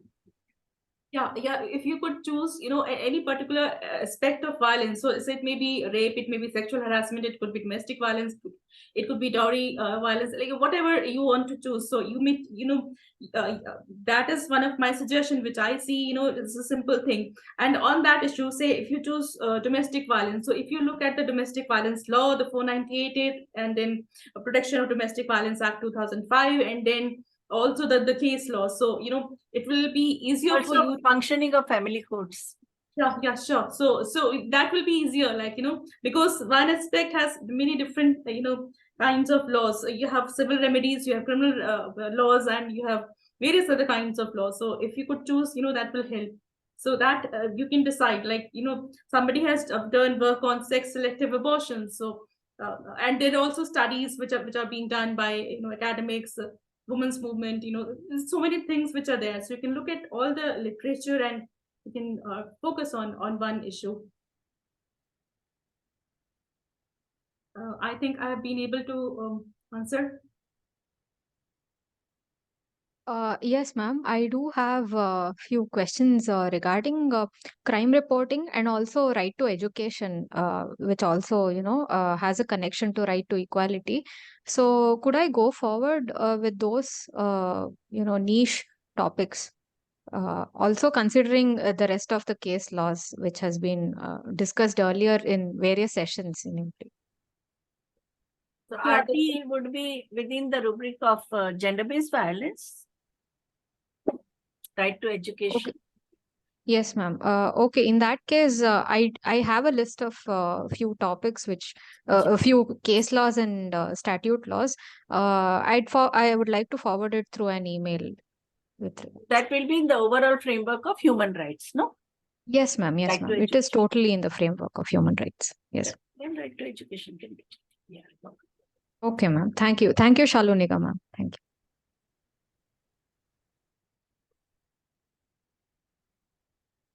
I'm sorry, I cannot raise my hand. It's not showing me the sign for it. But if nobody's going ahead, could I go ahead? Yes, perfect. Thank you so much, ma'am. So my topic is concerned with the demands kept forward by civil bodies. And I want to, during 2013 amendments that were happening after Nirbhaya case had happened, as we know that civil bodies were asked for suggestions by JS Verma committee, and they had given long written suggestions.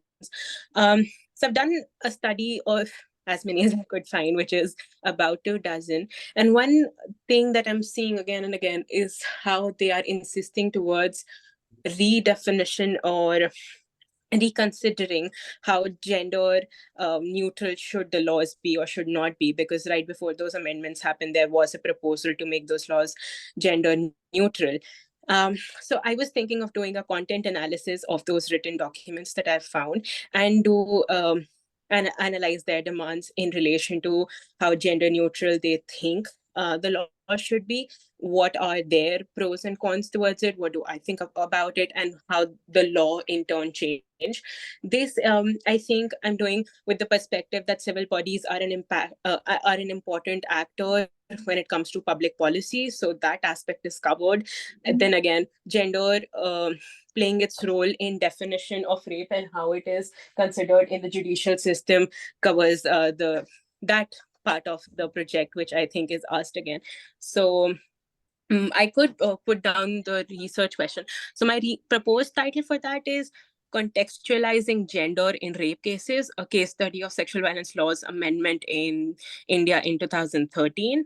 And my research question is how civil societies as actors of public policy contextualize gender in rape cases in India. My methodology is qualitative content analysis, and theoretical framework is feminism theory as a theory. So when you say civil society, you mean non-state actors? Yes, non-state actors. So NGOs, women groups, student groups, lawyers collectives, all of those together, all the documents that I could find in relation to them, whoever submitted their suggestion to the JS Verma committee. Okay, so even the medical organizations, no, there are organizations, health organizations have also taken up, they say that it's a public health issue, as Madam Keerthi told us, no, the GBV is public health issue. Find in the public domain their documents, because of course I was doing the research for this, so I did not find any. No, Sehat. If you just go to Sehat website, you get all the documents on gender-based violence as a public health issue. In fact, the videos, they have 17 videos also. Same with Majlis. Majlis website, if you go, you will get all. Of course. For the health perspective, Sehat is Center for Inquiry into Health. And and gender in medical education. That in that also they have taken that how the syllabus of medical education, anatomy, physiology, casualty ward, you have to put in, integrate gender-based violence in the syllabi. Right. Now, if I were to do that, then I think my document collection, like, because I said that I'm doing a content analysis of the documents which stated the demands by civil society. In case I do not find the health document as a submission to JS Verma committee, do you think I should still add it? Because my documents primarily are the ones that were submitted to JS Verma committee. Without health, medical evidence is no case of sexual violence would be entertained by the court, no? Because most of the cases get dismissed. No, because of course. I think my angle to this was more how the redefinition of rape, not as something that comes out of lust or human or penile penetration. It's beyond that. Yeah. Exactly. So when I was doing that, I think it was more on the basis of power structures and gender hierarchies. So, right. Yeah. That ideological issues that are there, conceptual and the mind. Right. Fine. Okay. Thank you. Hi, before we move forward, I just want to say something.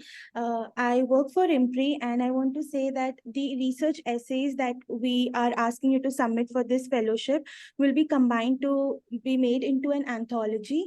So kindly, whatever topics you choose or how you design and structure your arguments in it, kindly keep in mind that it would be going into a book collective and how that is going to be proceeded further into terms of its audience reception as well.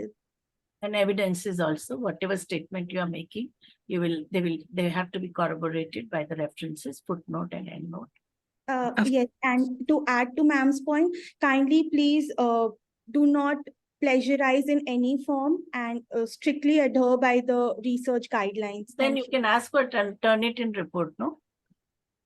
Yes, or we can even check if you... 7% similarity will be okay. Beyond that, it won't be. A similarity index, no? You can turn, because it's small, the paper's length is not much. They can do it themselves. It is for free. Page-wise, they'll have to do. Either turn it in or... what is that? Urkund. No? These are the two free portals for plagiarism check. Right. Share the link with them, with the participants.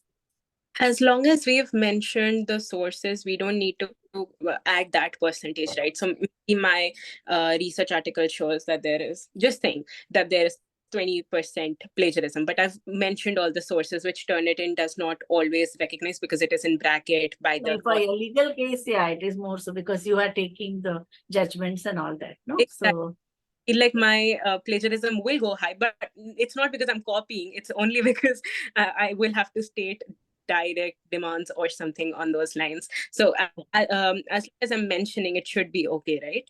Yeah, before it goes for publishing, I think IMPRI will also do the plagiarism check, and they may ask you to reword it, whatever point you want to say. Because if there are 4 continuous words which you have taken or borrowed from anywhere, it will immediately pop, no? It will show the... Yeah. Sometimes when there is at a later stage, yeah. But try to avoid, yeah. Thank you. Yeah. All right. Participants are also requested to turn on their video, if possible, for a better interaction. Right. So, Miss Arushi, Hi, thank you. Thank you, Dr. Shalu ma'am, for amazing session. So I submitted my topic, which was regarding incestuous sexual abuse in India and like the deafening sound of silence surrounding it. So I'm kind of covering topics such as like why are such cases underreported, and like Vibhuti ma'am suggested, looking at the POCSO court judgments, and I'm also looking at the mandatory reporting provisions under POCSO and why there is like with incest cases, why there is a delay in registering FIRs, and how it should, like, these cases should still be considered because there are like, you know, socioeconomic factors. Also, like in such cases, in my observations at Delhi Commission for Women, I've seen a lot of victims turning hostile during the 164 statement. So taking that up, also like what kind of pressure comes from the family, and then also looking at you know, like the mental health of the survivors and victim shaming that happens, and lack of awareness and sensitivity among the Indian families regarding this, like it's such a taboo topic.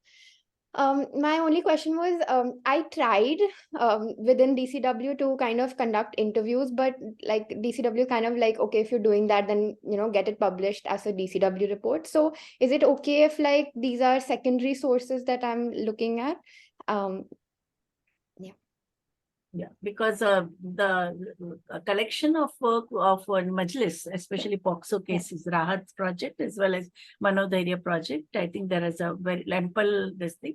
Plus, there are several MPhil theses. If you go to show the Ganga, there are MSW students who have done work on there. It is also insider story because the researchers themselves had faced sexual abuse as children, and they are the ones that was the motivating force for them to do either MPhil thesis or PhD thesis on that. So I think that is another source of this thing. And you can also do the analysis of some of the films which have taken up the issue of child sexual abuse, no? That Vidya Balan film, or there was a, yeah. So yeah, definitely. I just wanted to ask, I think one was Alia Bhatt's film with that. yeah. National. I wanted to ask, like, even I like thought about like looking at the films and looking at the portrayal. I'm not very sure about the flow of the essay right now because it feels like too much is coming in.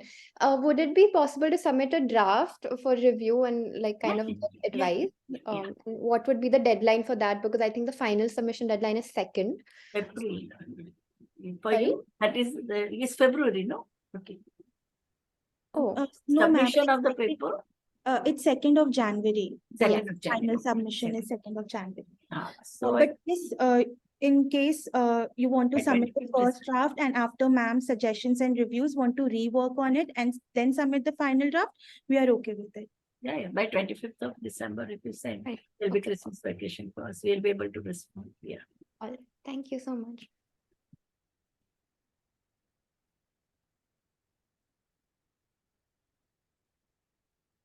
I think Vibhuti Chaudhary had raised hand sometimes back. I don't know whether, are you there? No.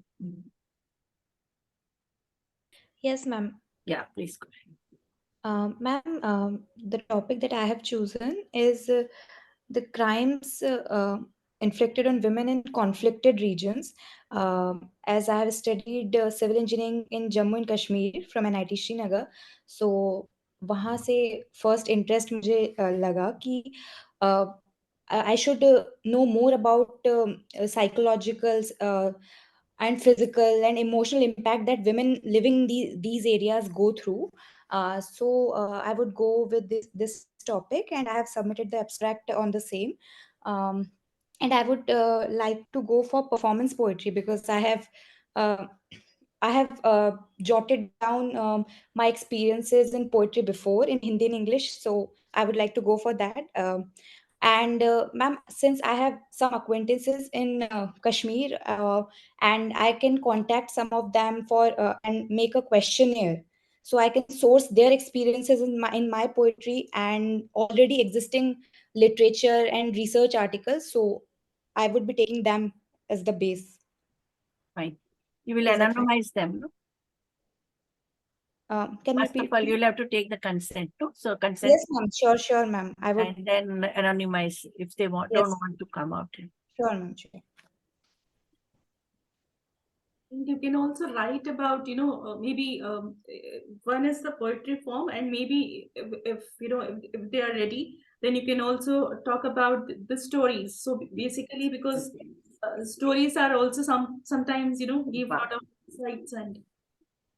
Yes, ma'am. Yes, ma'am. Yeah. You can also you can read Mahashweta Devi's Dopadi, how she got inspired by the Mathura rape case, no? And she came up with this story, which is globally known, and it's extremely moving. And so many young activists as well as researchers and creative people were inspired by that short story. It is there on the internet.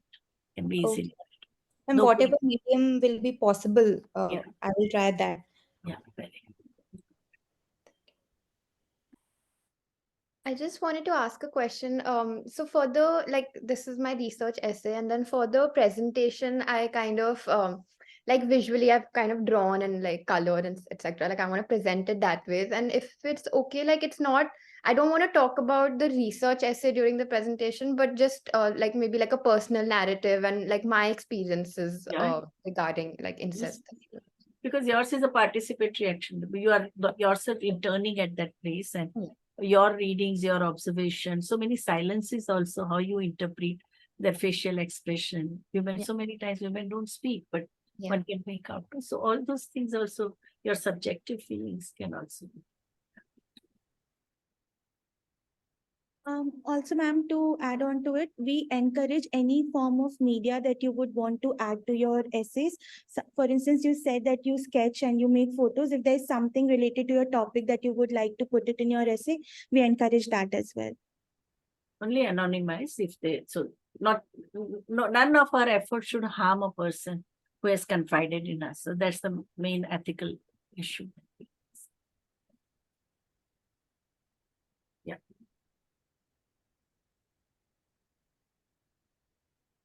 Mr. Vivek Javle, would you like to speak? Hello. Have you chosen the topic?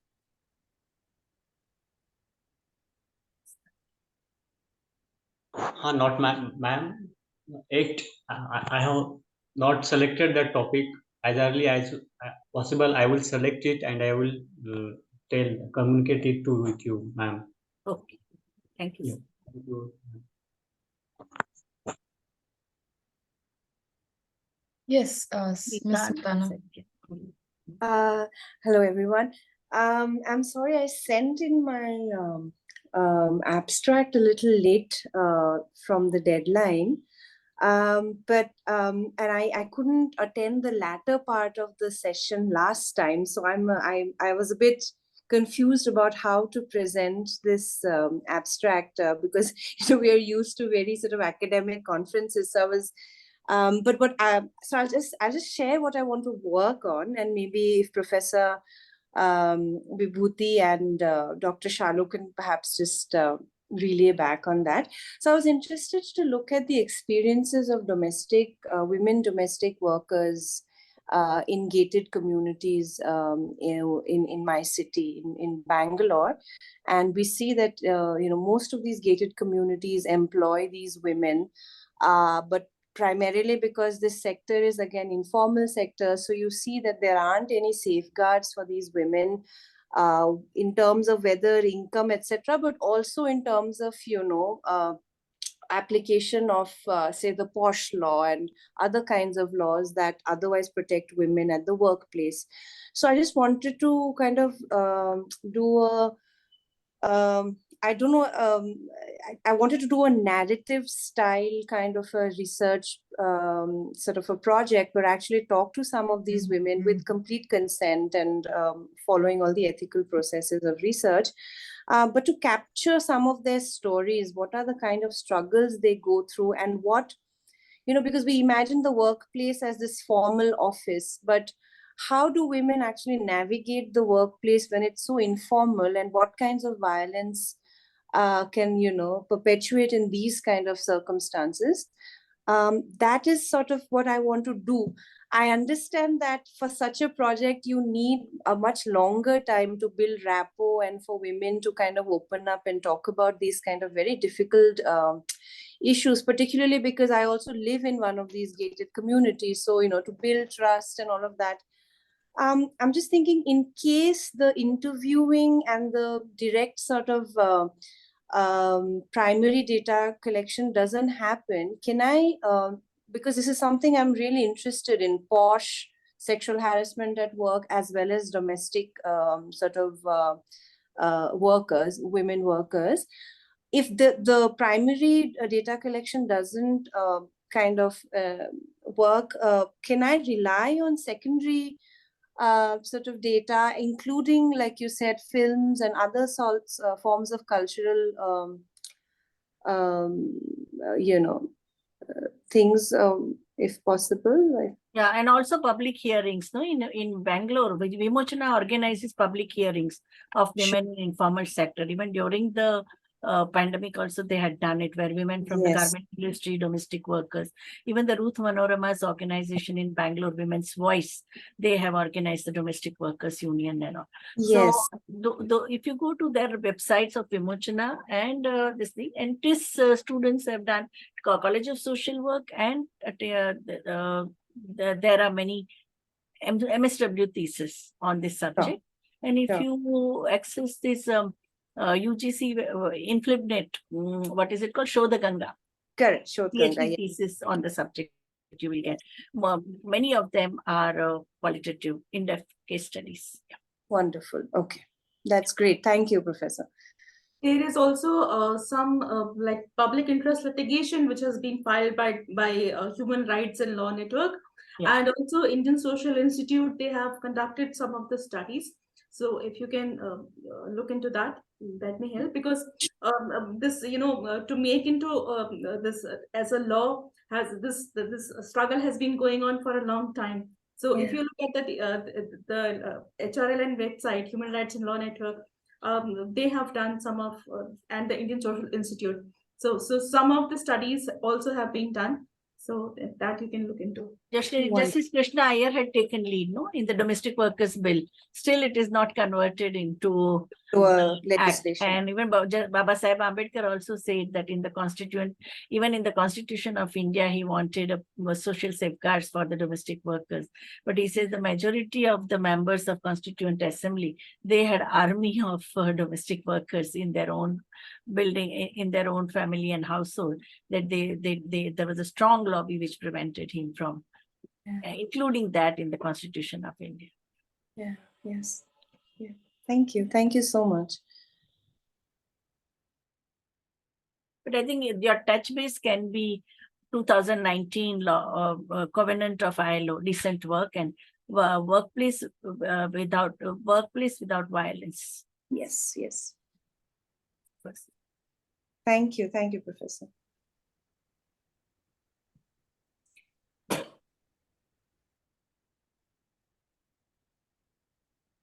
Also, the question of labor standard also is raised. बाहर चले जाते हैं, हमारा सामाजिकरण हो जाता है, नानी को वो अच्छा लगेगा, बस ये बहुत जोर से बोल रहे हैं.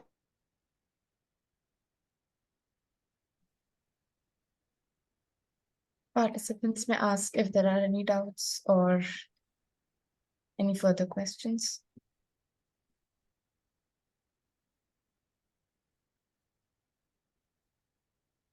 So Aishwarya, Bharti, have you spoken? You have not spoken, no? Aishwarya, what about your proposal?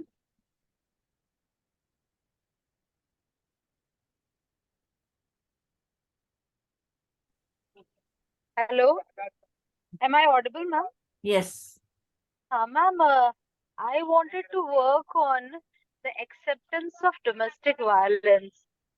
So as per NFHS data, I mean, there has been results which shows that domestic violence have been very high, and the acceptability of this violence is very high in states like Tamil Nadu and Karnataka, all these South Indian states, Andhra and Telangana, and not Kerala is not there, sorry.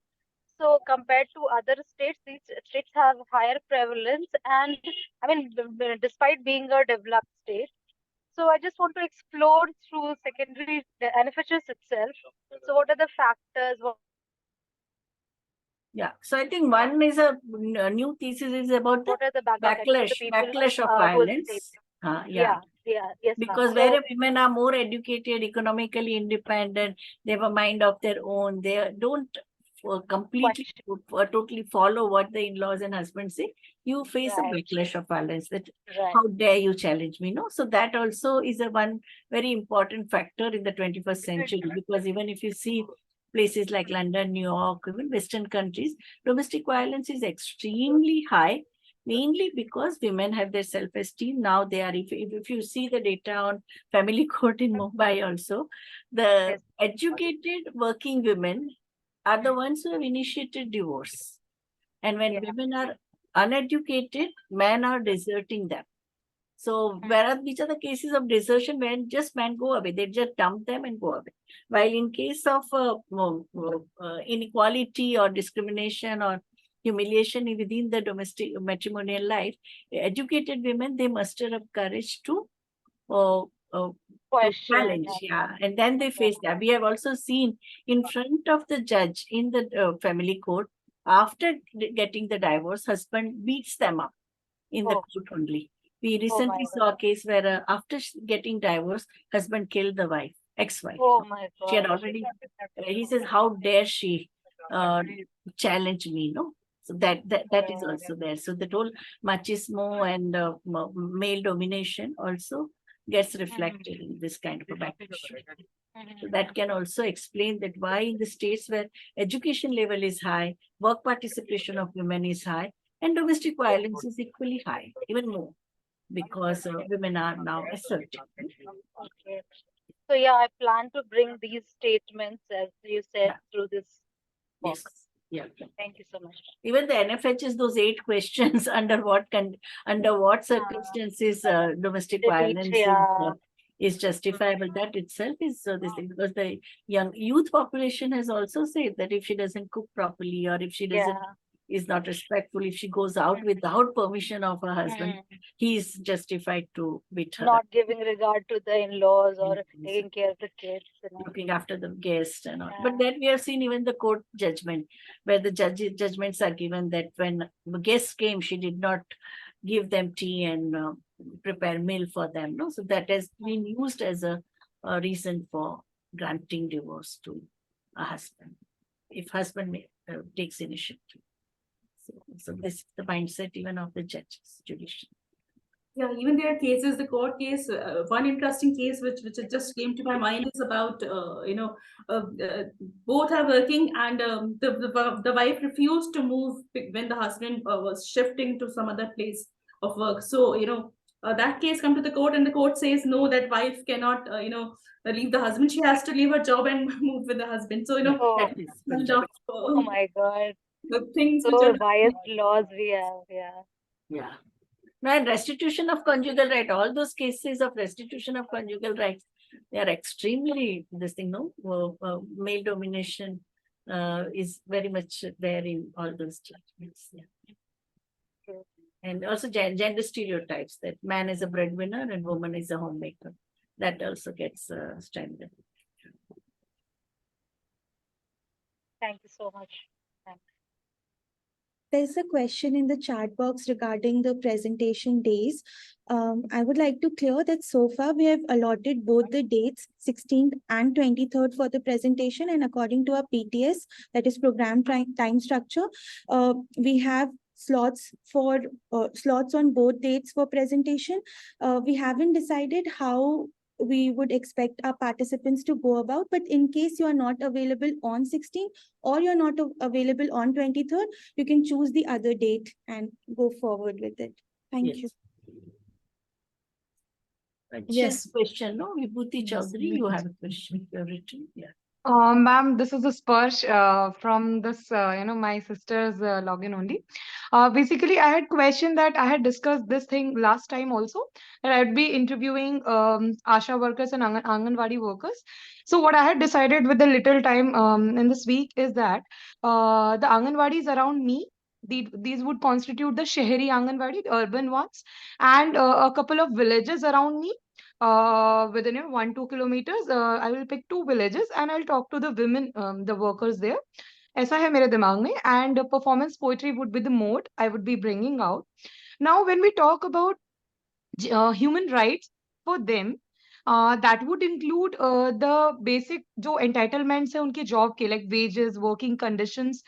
उसके अलावा कुछ नया आपको क्या लगता है? What should be the questions when I'll frame my questions? What should be those? Like I was thinking the safety issues when they work without any vehicle support like that. और क्या होना चाहिए? Stress also, stress. The stress that they face is a very stressful situation, number one. And the harassment, sexual harassment also they have been reported. And occupational health and safety, that is because of, and the question of leave also. And this whole principle of 8 hours of work, 8 hours of leisure, 8 hours of sleep, rest. That's the general principle in the every labor laws, which is not applied in their case.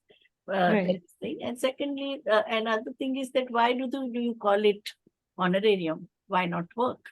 No, work. They are the work, and the minimum wages, stipulated wages of the state government, they should be given. It is not the women's work is not valued. The unpaid work, care work is not valued. In the same logic, they are extending when it comes to Anganwadi and ASHA workers. Currently, if you read the newspaper report, they are on strike and they are asking for 18,000 as honorarium.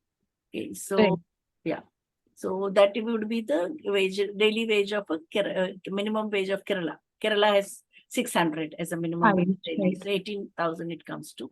Kerala wants to give also, but the central government is not giving their share of the GST also, and as the centrally sponsored scheme, the social security schemes and all. Right. But I think as a matter of principle, labor standards very important. So that you should take it up. Yeah. Right. And ma'am, another thing is the mode You of have seen the presentation. charter of demand of ASHA workers and No, I haven't. I can share it with you. Yes. Yeah, please do. Yeah. Yeah. Ma'am, one more thing, the mode of presentation. Since I am also a poet, so I would like to do the poetry thing. But poetry is more about, I write narrative poetry. So what I was thinking is, जब मैं लोगों से बात करूंगी तो जो कहानियां बाहर आएंगी, जो stories of the workers, either they can be collective issues जो मेरी poetry में reflect हो सकते हैं. तो पंचलाइन भी होगी ना, वो बोलेंगे उसमें कुछ तो पंचलाइन निकलेंगी. Yes. That can be, and another thing is some very striking, वही जो आपने पंचलाइन कहा, किसी एक कोई चीज किसी एक से बात करने पर आती है, तो that would be more of a qualitative work which would be reflected in my poetry, right? Yeah. बाकी पढ़ना तो डेफिनेटली सेकेंडरी, जितना लिटरेचर है वो हम पढ़ेंगे, news articles, a lot of work is already there. And Jashodhara Dasgupta has written extensively because she is the leader of ASHA workers as well as Anganwadi workers. She's a doctor, medical doctor. Okay, what's her name? Jashodhara Dasgupta. Jashodhara Dasgupta. I'll read about her. Yeah. Oh, yeah. Her reports are there. And the leaflets of Anganwadi workers and ASHA workers during the pandemic, because their issues were taken up by the Janaswastya Parishad, JSA, People's Health Assembly. So that we can share, yeah. Okay, so that would be available online? Yes, JSA. Yes. You go to the website of JSA. In fact, they also filed petition in the National Human Rights Commission for the safety and security, because they were not even given PPE kit, or they have not given any kind of protection and all. No? And they were the first contact person during the pandemic who were going door to door. So I think I can ask this particular on this theme also. that Yeah. what were the situation they faced in my vicinity or during pandemic, right? Some of the things which they did, which was not even part of their job description.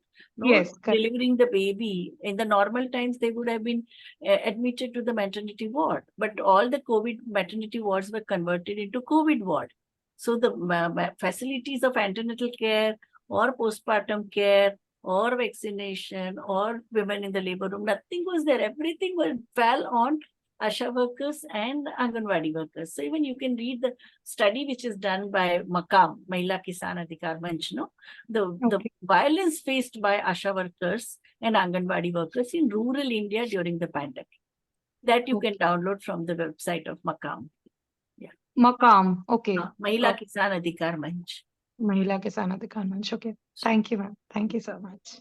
The first study of violence faced by women, Anganwadi and Asha workers in the rural India. The focus has generally been on the urban setting, while this is a rural women. It's based on a primary data collection. Yeah. Other one is by the Tara, I think, there is by the Ajivika Foundation. Ajivika Foundation has also done study on Asha and Anganwadi workers. In fact, all these studies resulted in WHO declaring them as a best frontline workers during that. They got the award, no, of the best COVID warriors in the world.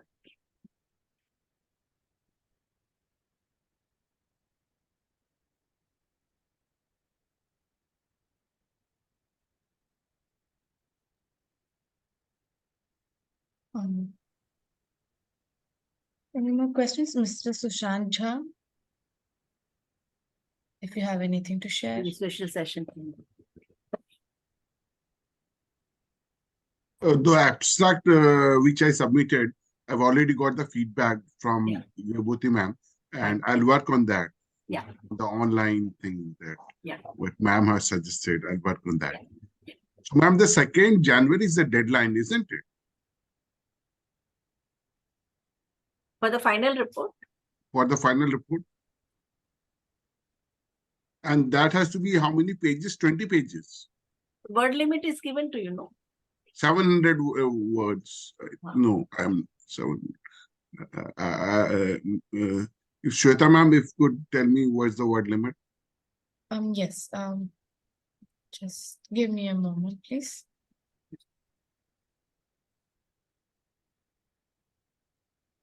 Could be like a research paper, one chapter. 3,000 to 4,000 words. 3,000 to 4,000. Yeah. Okay, ma'am. Vibhuti ma'am, what you have told, according to those pointers, we have to do it. Yeah. 6 to 7 pages. Yeah. 6 to 7 pages. According to the pointers that has been given to us, based on that, we have to give the We research. can make the subtitles. Yes. Yeah. Yes, ma'am. Yes, ma'am. No, I got it. Thank you. Pranam.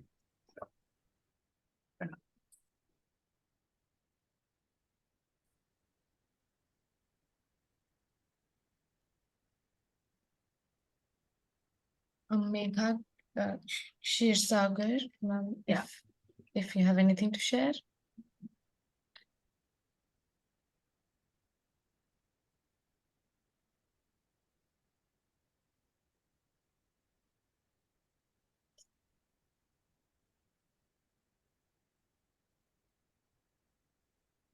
Okay, I don't think.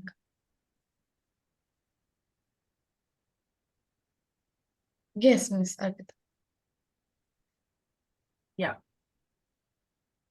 Ma'am, about the plagiarism, is it mentioned in the course outline? Where do we have to check? I mean, the websites where we can go and check. That is a one is a Urkund, other one is a Turnitin. Turnitin and Urkund. These are the two websites which are free, and you can do page wise. And otherwise, sure, ma'am. Sorry, this will be before publishing, not before when you submit. But when it goes for an anthology, then we'll have to do it. Otherwise, we'll be legally in trouble. And also, when is the last date that we submit our drafts? Like before? 25th of December, if you want advice, yes. Feedback from the IMPRI team, then 25th. Sure. Yes, ma'am. Thank you. Ma'am, I would also like to add that in case the participants are not able to get access to Turnitin or Orphan for the plagiarism check, they can submit the report and we'll do it on their behalf and send them the final with the plagiarism index as well. Also, I would also like to add that tomorrow we have a special session from 6 to 8 p.m. Since it's International Human Rights Day, and there are a few participants who have yet not mailed us the abstract. So kindly do so. Even if you don't have a clear idea or a clear picture of what you want to do, you can send in the rough abstract as well, or maybe just a document highlighting what you want to do would also work. Thank you.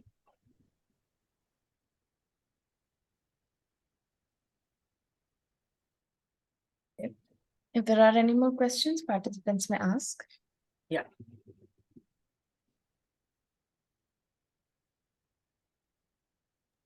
Vibhuti ma'am, you asked us to share an image about the helpline numbers. Do you want me to share it? Should I present Yeah, this? yeah, please share. Yeah. I'd shared some posters also of the women's movement.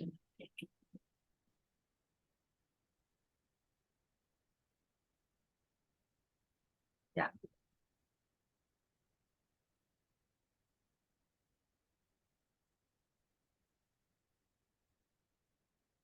This is today's paper. Yeah.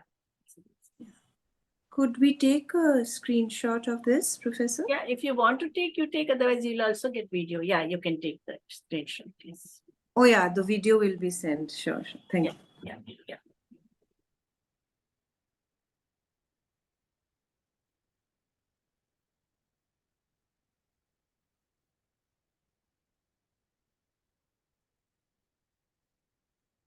Okay. I don't think there are any more questions. Okay. With the chair's permission. Yes, Mr. Sushanta. Yeah, to Vibhuti ma'am. Ma'am, mind project, ma'am, from where I can get the idea, from where I have to get the extract, all those details from any website, or if you could suggest me. I'll take the interviews and all for sure, but to get the better idea of from where should Review of literature. Review of literature. Yes, On the ma'am. subject that you have chosen. Yes, ma'am. Yeah. That you can get from Shodha Ganga. There is a study by PhD work by a scholar from Pune University. It should be in this thing. Or I have I think PDF. Maybe I have a PDF of the PhD thesis that I can share. But it is there in a Shodha Ganga. Okay. Because then other one is a women in screws. This thing, no, that is also there, and women in hotel industries in Pune. Those who are in that is also PhD. She got awarded with a PhD. It's a primary data collection and qualitative studies. Yeah. Yes, ma'am. I got it. Thank you. Pleasure.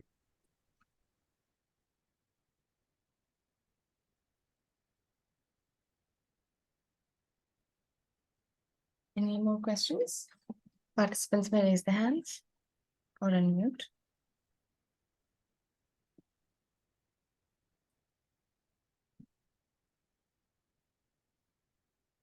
Okay. Then I request Professor Vibhuti ma'am to share her closing remarks.